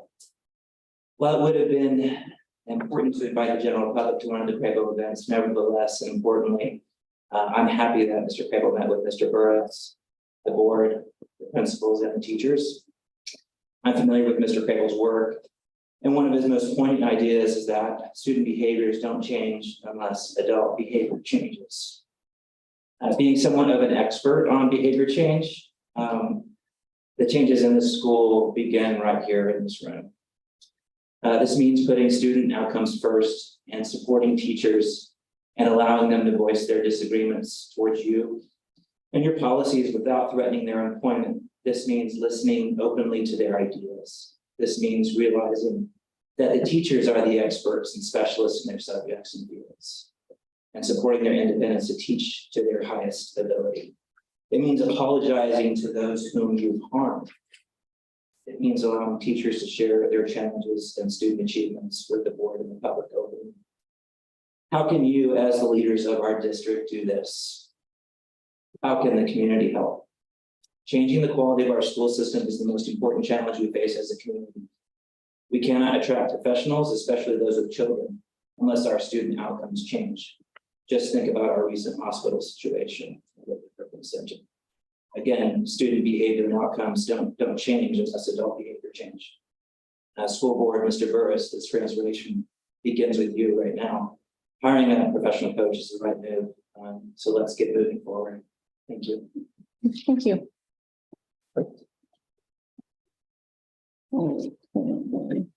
MD.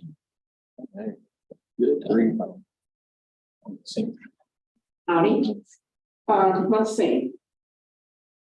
Yes, I was invited as part of the attendance committee for the district. I was invited to hear AJ Craybill talk to principals from around the area as well as some of the school board members here. And he was inspiring on many levels to me. But I'll have to say there are two things that's really stood out to me, and I would volunteer my time, I have volunteered my time to help some of this come to fruition. He started a program called Opportunity Knocks, and this is going around and knocking on the doors of students' homes, granny's homes, auntie's homes, wherever the students are when they're not coming to school. And this is something I suggested last year to I didn't call it opportunity knocks, I wasn't that clever, but I did talk about it at the attendance, committee meetings, thinking that maybe this is a good idea. And he has had good success with it and was able to make a difference in truancy. The other thing that he talked about was student-led restorative practices. And this is a program that he also sort of invented. I don't think invented, but put it together so that it could work. Where students learn to help other students become the best version of themselves. In other words, a student needs to know how to be in control of themselves before they can be in control or be leaders of other students. And that comes perilously close to social and emotional learning. In case you're interested, that's one of my takes about it. So that's my bit for Dr. Craybill. I would love to hear him speak again because I could listen to him on a variety of different topics. I would have a lot of questions for him. So thank you for letting me come to that session. I want to say one of the most meaningful reports that was in tonight's whole packet, of course, I don't get to see all the stuff you guys do, but the public can see, was from Lisa. Dr. Medley, is that who is your name? Beagle, okay. And it's this report about the demographics from the school year, for our last school year. It tells what our students look like. And I think that's really important, especially now that you're going to start turning your attention to kids. And 50% or more of your time at this meeting should be spent talking about these kids. And this is what they look like. So it was very refreshing to see this report. And I'll have to tell you, the most refreshing thing of all was her last sentence. Students that can be impacted by thoughtful education, semicolon, because here she's written what the ethnicity is, what language is, and so forth. So students that can be impacted by thoughtful education, 100%. This was the most uplifting thing that I've looked at in a while, coming from administration, and I thank you for doing that, Lisa. Thank you. Thank you, MB.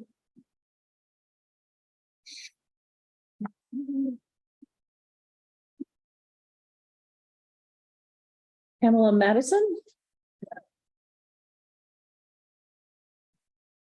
Good evening. My name is Pamela Madison. I am the mother of Isaiah, who that obviously I'm running back and forth out there. My concern is I read the whole article about you guys went through it with BOCES. My son obviously is a special needs kid. He is almost 5 years old. He cannot speak. He cannot really communicate with other people. But since he's been at Beach Street, he's gotten so much help. Like there has been an improvement last year. My concern is, so if you don't have this special education program for kids with special needs like my kid, what are our plans? How are we going to help kids who need more help? He can't really be in a normal classroom with other kids. He's disruptive. Like it takes a little bit more patience and pulling him aside from the school, from the classroom, to get him to understand a little bit more. And I'm pretty sure I'm not the only parent that's out there that's going through this. So I just wanted to bring that up, and obviously you guys get some of your thoughts and stuff, but as a concerned parent, I just wanted to put that out there that there are parents out there who are concerned and just want to know what's going to happen. And obviously we're here for our kids. We want them to have a good education. So I just thought as a concerned mom, I say my part and speak for my child because he can't speak for himself. Ms. Madison, if you want to get in touch with Mr. Burris, he can kind of go over some of the process of where we're at and what our plans are. Because moving forward. I really do appreciate it. Like I've met all of the physical therapists that come to the school, and they've done a good job. And the school, Beach Street itself has done an awesome job with my son. So I applaud them for that. Thank you guys. Thank you. Thank you. Thank you. Okay, Sarah Collins.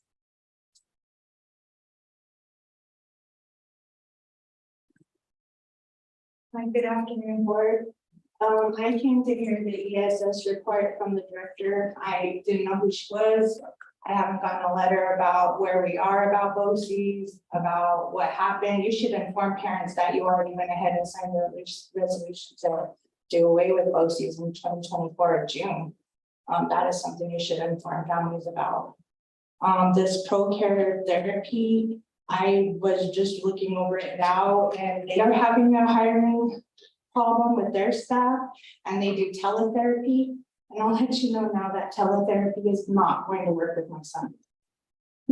Distance learning didn't work with him, and that's not going to work with him. Also, I wanted to see how teletherapy was going to do early intervention with children. How are you going to identify children over teletherapy? My other thing is that Durango, you use Durango as a thing about hiring 84 positions. Durango also does without BOCES. So I'm sure that a lot of those 84 positions are special needs, speech therapists, occupational therapists, and those kind of jobs that BOCES would cover. So, and I am aware that Durango is also looking into hiring BOCES back again. Also, my son started this year, and he informed me that he doesn't have the equipment that he usually has every year because the roof leaked at the middle school and ruined his beanbag chair. And he doesn't have his iPad tablet, and he doesn't have his other tablet that he would use, and there's no computers. And my son uses those kind of equipment to communicate with. So I would like to know how that's going to be fixed. He started the school year without the equipment that he needs, and when is it going to? Because every day, today's day 2, and it was a meltdown. So I'd like to know when he's going to have the equipment that he needs to have a successful year at the junior high. I got a letter about his IEP to have a meeting in February of 2024. I believe I'm supposed to be having a meeting here pretty soon about how he's going to start his year, and meeting in 2024 is not going to work. So I'd like to see how that's going to get fixed as well. I'd also like to mention to the community abroad that Disability Law Colorado will be coming in October. And we are reaching out to people, Kenyon Project and other places to help families know their rights when it comes to special needs and know what BOCES is supposed to be doing, knowing what the school district is supposed to be doing to work with families. And that is what this is all about. It's working with us. And I haven't seen that. I feel like when you guys started with your own BOCES things, you should have reached out to us families to let us know what you're doing instead of experimenting with their kids. Because experimenting with my son is not going to cut it. So that's all I have to say today. Have a good day. Ms. Collins, if you want to reach out to your child's administrator on the other things that you had questions about, like the iPads and the equipment and the stuff like that, that's what I would suggest, that you reach out to him to get some of those answers. Thank you. Thank you. All right, Mr. Casper.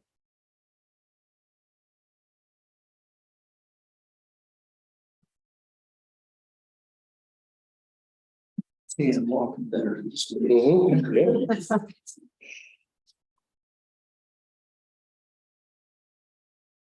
Good evening, President Noyes, school board, superintendent Burris, staff, and concerned citizens. My name is Phil Casper, and I wanted to take just a little bit of time tonight to talk about some stories you don't know, and some success stories. I hear and read far too much concerns expressed about individuals in the school district, and I just wanted you to know there are some very positive things about this individual's life. I wanted to congratulate the staff on a wonderful beginning of school.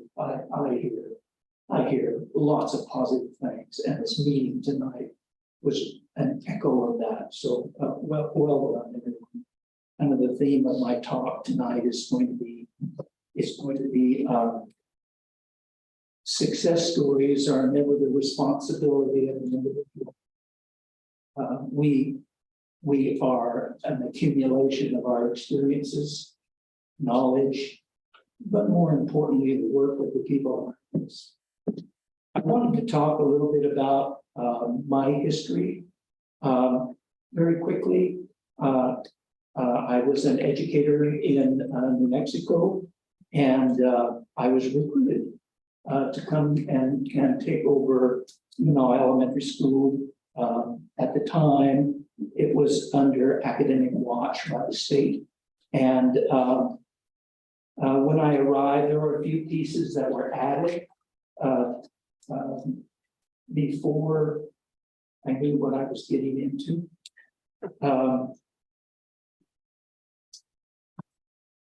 New Wings was a standalone program.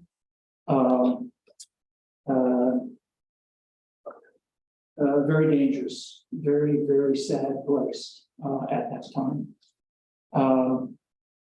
I had a quality people that I worked with at Monroe Elementary in those years. However, there were lots of closed doors and independent contractors in the building, is my word for people who shut their door and do something. My predecessor had been removed by the superintendent of schools, and I was the choice of the Board of Education, the superintendent of schools, and Mr. Burris. And that was not a popular place to be. I wanted to point out some things that I found there and why I became a fan of Tom Burris. His support of the ESS program was phenomenal. In my day, it was in all of the schools, but when I arrived at Manaw, it was all centralized. Boom. I had it. And The facility was not prepared, the exits were not prepared, the egresses were not to code. And every successful principal needs an advocate in the central office because there's a ton of stuff that gets lost in organizational minutia. Tom was my person. Within a year, I had new entry for wheelchair access. I had revamped safety protocols and an upgrade at the new wings facility. I had a very dangerous pickup and drop-off point completely redone. So that access was all different. And I just say these things because when I hear Tom being accused of not supporting ESS, not supporting student safety, not supporting staff, that's not my experience. I lived it firsthand. I will say one of the proudest achievements that staff created was taking that impossible situation, coming off from school improvement and meeting state standards 2 out of the 3 years, going from dead last, not just in RE1, we were dead last in BOCES, and we became the second highest in during that period of time. Thank you, Tom Burris. He played a part. I want to skip to now, where you are now. One of the things I don't think we enunciate enough is a very simplistic way of what our role is. And I wanted to just talk to you about how a board goes into a session and they work to compile a strategic plan that's going to drive the learning in the district. They hold the superintendent rightfully responsible for moving that strategic plan forward.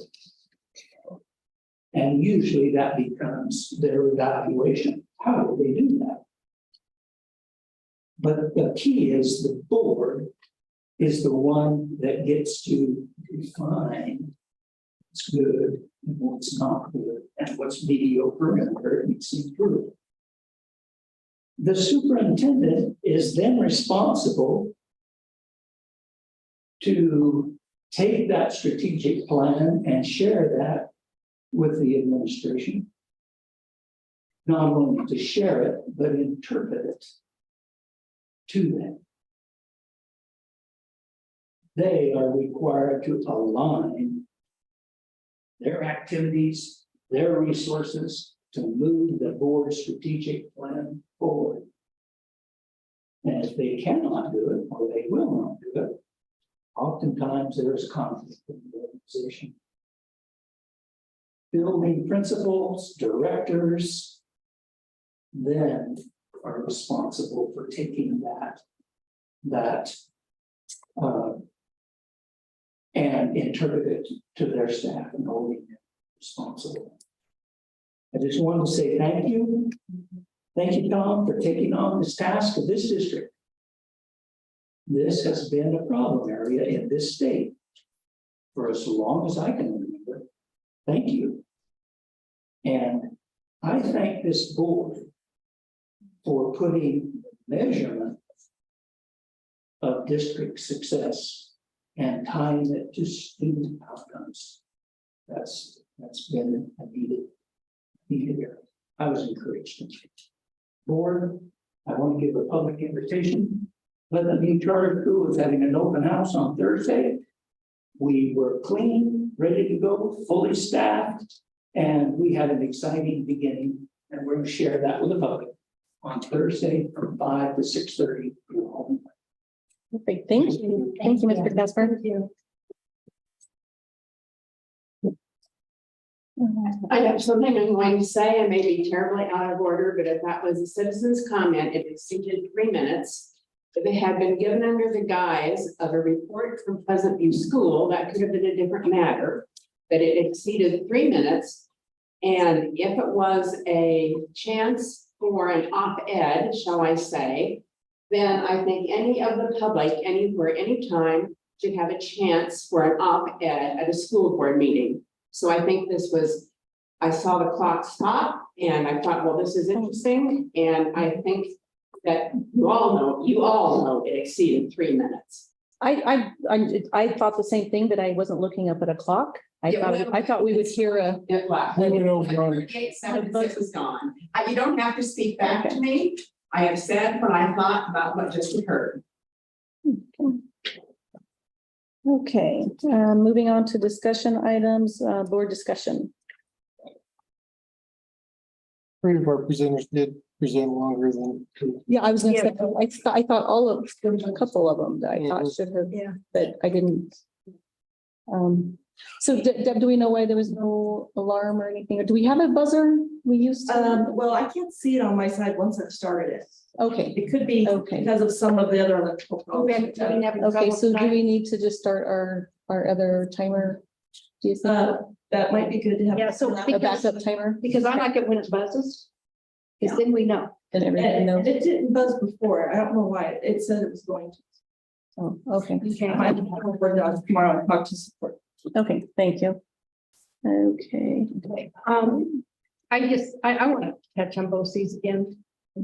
We have talked about this for how many months? Year and a half. And I'm sorry if the community doesn't know about it, but it's been in our board meetings. My problem is that the newspaper misreports. And they do not report accurately, and therefore we have parents coming and saying that we're letting their kids down. We are still a member of BOCES. We will not pull out of BOCES unless we can do a better job. No child will be left uncared for. Their IEPs will be met. Am I correct? That's Yes. correct. Yes. I didn't know you were still here, but Yeah. trust me, we will always take care of your child.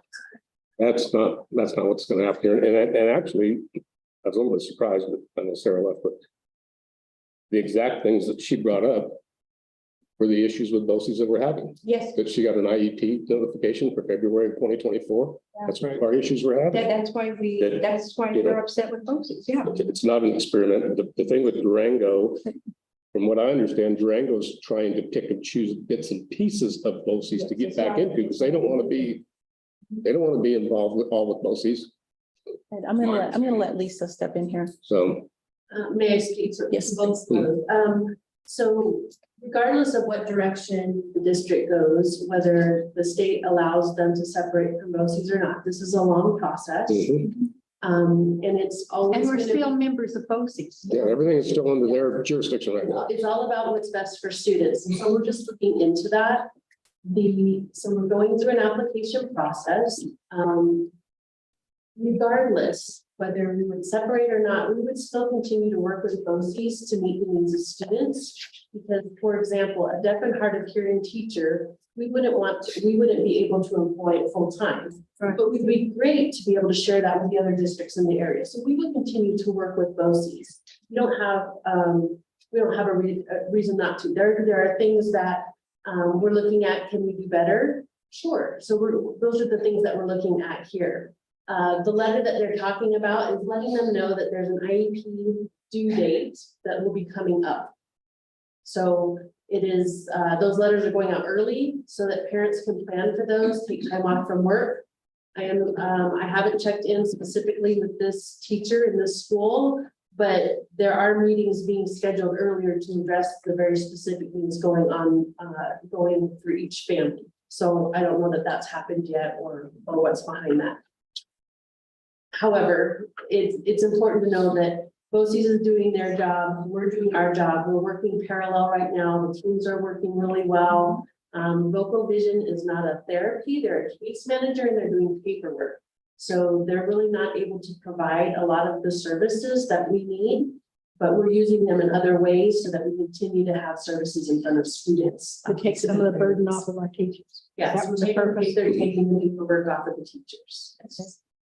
And one thing I hope comes out of this, not just for our BOCES, but maybe all over the state, is that maybe BOCES actually starts looking at outside the box and trying to figure out some things of maybe. Well, BOCES is also hiring online because they're having trouble still. Yes, they are. So it's a big teamwork. We're trying to get all the professionals in the right places to do the right things by kids. And everything's on an individual basis to the best of our ability. So we're working together really well. I have to appreciate San Juan BOCES, cooperating with all of this. They've got phenomenal staff that I've worked with. In fact, I've worked for San Juan BOCES. So I know there's some really good things that are happening there as well. I think something else to note, tell me if I'm wrong, is, if someone receives a notification in February for IEP meeting, it's because that's when that initial IEP began. It was in February, however many years ago. Obviously, changes can be made and you can adjust schedules and that type of thing. But if if that seemed odd for a middle schooler to have an IEP update in February, it doesn't fall within the calendar, but that's because that's when their initial IEP was began. So it's not that anyone's randomly selecting these months throughout the year and saying, oh, let's go ahead and have IEP meetings in March. It's just that through the identification process, that's when that IEP began for that student. So that's why we see odd times and odd dates for those particular students. And a parent can call an IEP at any time. So, or we can. So it's either way, it's those annuals that are scheduled. Yes, there's lots of laws to follow. We're going to make sure we're doing that and give parents ample time to schedule. And we hire, as we've said before, we hire all of the teachers and all the paraprofessionals. And BOCES supplies the ancillary staff. The special service provision. Yes, and so in our plan for, and we've got to, write our plan and submit that. Our plan is that we do open those positions up as district positions. And of course, we would have to do that, kind of a timing thing. If they allow us to remove or become our own AU, we have to, at that time, start right then and try to hire those people as quickly as we can. Lisa is a school psychologist by trade, and this year we have 2 online school psychologists through BOCES, correct? So the online thing is going big. It's catching on now, yeah. I know that because I'm a board member of BOCES, right? That we are doing a lot of online. But important to add to that is they are online school psychologists, but BOCES staff are going to come in and do the in-person testing. Right. So the students are still getting with it. They're still getting the personal touch. In our design that we've talked about, Lisa can go out and be in the field if she needs to. And I would like to put an assistant to Lisa who has the same capabilities. So right now, BOCES serves with their Lisa. They serve 7 school districts with 1 person. We've got that 1 person in our school district to better serve our kids. So the kids, this is about us running something that I think we can run better and to be able to serve our kids in a better way. That's what's been since the beginning. I pulled up Durango's openings just to look and see. There's probably 7 or 8 sped paras, 1 school psych. That's their openings. So Don't say that. I just wanted to clarify what she had said. So moving on beyond BOCES, I wanted to MB brought up some things that I really hit home with me too, and that's the student-led restorative methods. When he gave that example of that student that did that, and I would like to see that happen here. I don't know if we have the right person to do the training, so we need to do some research. I don't know who that is, Linda Lee. Linda did that 15 years ago at the middle school. Linda Lee's back in town. Yes, she is. I lives did in not Macon. realize that. Okay, but she is good at stuff like that. She is, and the other one is the student-led parent-teacher conferences. She did. Yes, both I of know them. she did that because I worked under with that. And then I really like the opportunity knocks. Yes, I really like that. In fact, I discussed that with, I don't know, maybe you Tom, Mhm. that I discussed that with you. Yeah. Because I really liked that. I see some flaws in it that we're gonna have to overcome. But you know, if we don't do it, we'll never succeed. So thank you, MB, for bringing that up. our attendance rate last year was around 87%, and Christian says statistically, we need to be in the 94% range to move the needle in the school district. We can't have, if we don't have them, we can't teach it. Yeah. That was fun. Thank you. We also had a meeting yesterday with the new CEO of the hospital. We were talking about the athletic trainer, Oh, you know, where we were with that, because we have actually offered that job to someone. And then also talked about the high school, you know, having an MOU. The MOU that we have is 2017, right? 2015 with an update. 15. with no updates? There was an update made in 2017 for 2 years, and then if not updated after that, it would automatically renew each year. But it's old. almost 10 years old, well, 9 years old, and it needs to be updated, so. You're working on it. We're working on it. Thank you. And really building that relationship with the hospital. And their goals are the same as ours. We really want to improve our relationship and improve services and within the community to attract better physicians, more teachers. You know, it's definitely a partnership, and the new CEO there and their HR director really recognizes that, and we will be working closely with them to do what we can for the community, our staff and theirs. No. Anything else? Yeah, so Eddie brought up Arbiter Sports, is that what it was called? It's a company that facilitates the payment of officials. Is that something we're looking into getting? Yes, it's a nominal fee that you join, and then it's strictly to pay the officials. Are you, And that's what the officials association uses with all the schools. okay, do we have any numbers or anything like that yet, or not quite? You only No, know, but is it at some point?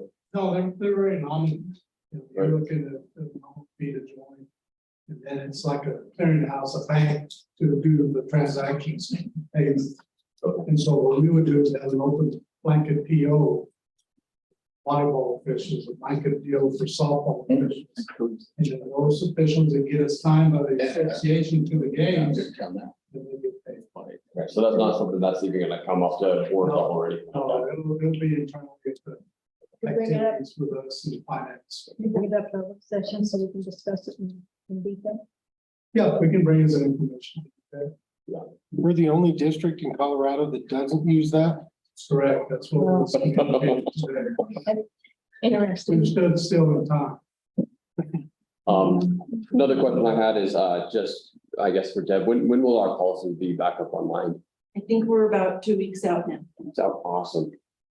And then I know, Ed and I were kind of discussing on, we really need to create good long-term 5-year goals. I would like to have that maybe as a discussion for the next meeting. How about doing a retreat? How about doing an entire retreat? A retreat to do that. Mhm. That's what I suggested. Can we have AJ there? I do want, Can we have AJ there? Absolutely. that would be wonderful, wouldn't it?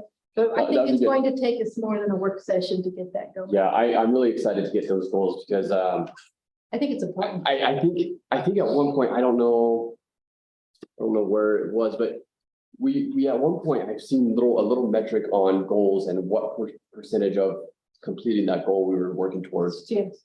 I think Jim has it, but it was somewhere on our board docs. And I've never really seen it updated, or I've never really seen them getting, going towards anything. So I like to, I think we're all kind of visual in some way, and I would like to just be able to watch how we're tracking those goals every month, just see the progress. And AJ talked about us, making the student outcome measurable. Yeah. Instead of just having. Have good, smart pie in the goals. sky goals, Sure. we're going to raise our, student GPA by 5 points, instead of doing that, we're going to put workable, measurable outcomes. Good. And but that's us for a retreat. Yep, okay. Are we, I guess, in our next discussion meeting, are we gonna just kind of talk about when we're gonna do the retreat? I'd like to get the retreat conversation going. We really need dates. And so if you'll mail 2 or 3 dates to Deb, that'd be great. Okay. And we'll see if anything coincides. If you want Mr. Crable there, that might be a whole nother. Another deal. Yeah, we may have to do it on our own and just maybe Yeah. Zoom him or have him send us. 1 day, 2 day, weekend, what are we thinking? Okay, open up the dates. If we're gonna go over the data, probably we need a day and a half or at least. Okay. I can find us a place to go do that. And quiet place or whatever. There's nobody here on weekends. Yeah. Yeah, I think we need to get to it, yeah. Okay. All right. And I'll do the same. So, yeah. It's marching season and cheerleader season in 2 different parts of the world. Oh, yeah, that's right. And then I guess my only other question was, with USI, well, I heard a lot of different numbers. I heard $1.5 million was what we expected, and then year to date was 902. So that's 600,000. Then I heard we have a $301,000 surplus. And then at one point he said $1.2 million of cash savings. How much did we actually save? Well, to date, not counting the projection through the end of the year. So far, compared to where we were at last year, we received $300,000 reduction from the first of the year. And then if you go back to last year, in the 6 months where USI did the turnover and renewals, it was close to 160,000. So together, about 460,000 to date. With a projection. Gotcha, okay. And then there's an additional projection of another 600,000 through the end of the year. Okay. If we stay on task. Yes.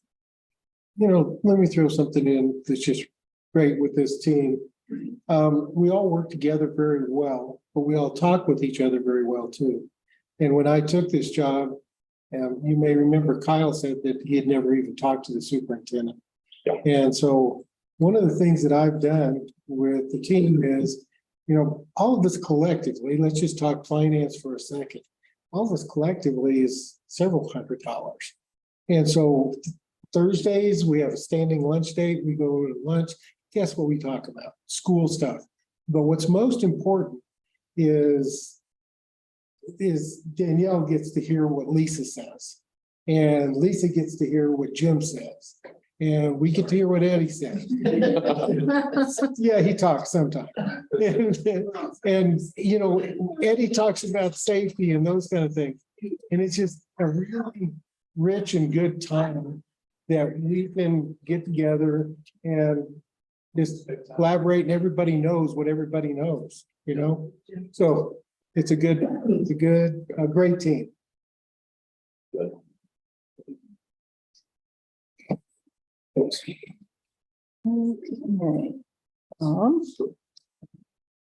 No board discussion? All right, moving on to action items, the consent calendar. The motion to approve the consent calendar. Make a motion to approve consent calendar? I'll second.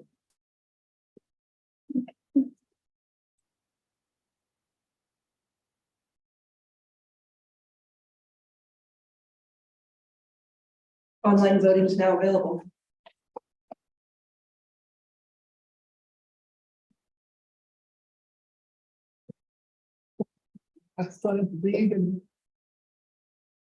Motion passes unanimously. Thank you. That feels wild approving that much at once. All the kids. Just kidding. So our next board meeting, we're going to spend more time on student outcome and discuss data and We're not gonna, let me say it, we're not gonna shove it down the throat like this time like we did last time. yeah, We'll start let's take one like school one at a school at time. a time, and we'll just go through the data. And by that time, we will have the state data also, we'll put that in the timers. And Christian had one problem, I think, Katie, at your school, right? And it had to do with student numbers and teachers who loop with kids. Departmentalization of work and safety. Departmentalization, okay. I think he's got a fix for that, but that caused him a lot of grief. So he's working on it. Okay. I called him, and one of the things I wanted to, I have the comparative data with the ESAT and classroom grades at the high school. And if I teach 3 geometry classes, all my classes are grouped together. And his thing was, well, the bigger your data group is, the better your data is. I said, yeah, but what if I have a class full of the really smart kids or the ones that are really difficult to deal with? I want to see those individual classes. And he said that'll be no problem. So we're getting other stuff from him too. Gotcha. So. Let me think what I was going to say now. Data. I have to, No, it's just okay. right out my head. All right. And so we will be looking at probably getting our agenda. I'm gonna try to get several- the agenda out at least a week Your signature. beforehand. Now, AJ says, he says 10 10 days. days, but that's right at our previous meeting. Yeah. So I'll try to get it out a week before, and Deb and I again talked about putting it in the Google Doc. You just open it, put what you want in it, and close it. Which freaks me out. You don't save it, just close it there. Forever Right, and Deb? ever. Okay. Okay. Google Chrome. Right. Okay. The version you guys got this time, we really didn't like the look of it, so No, I didn't like it either. It was hard. It's hard to. it was weird how it did. Okay. All right, anything else? I'll adjourn this meeting at 8:22. Thank you, everyone, for coming.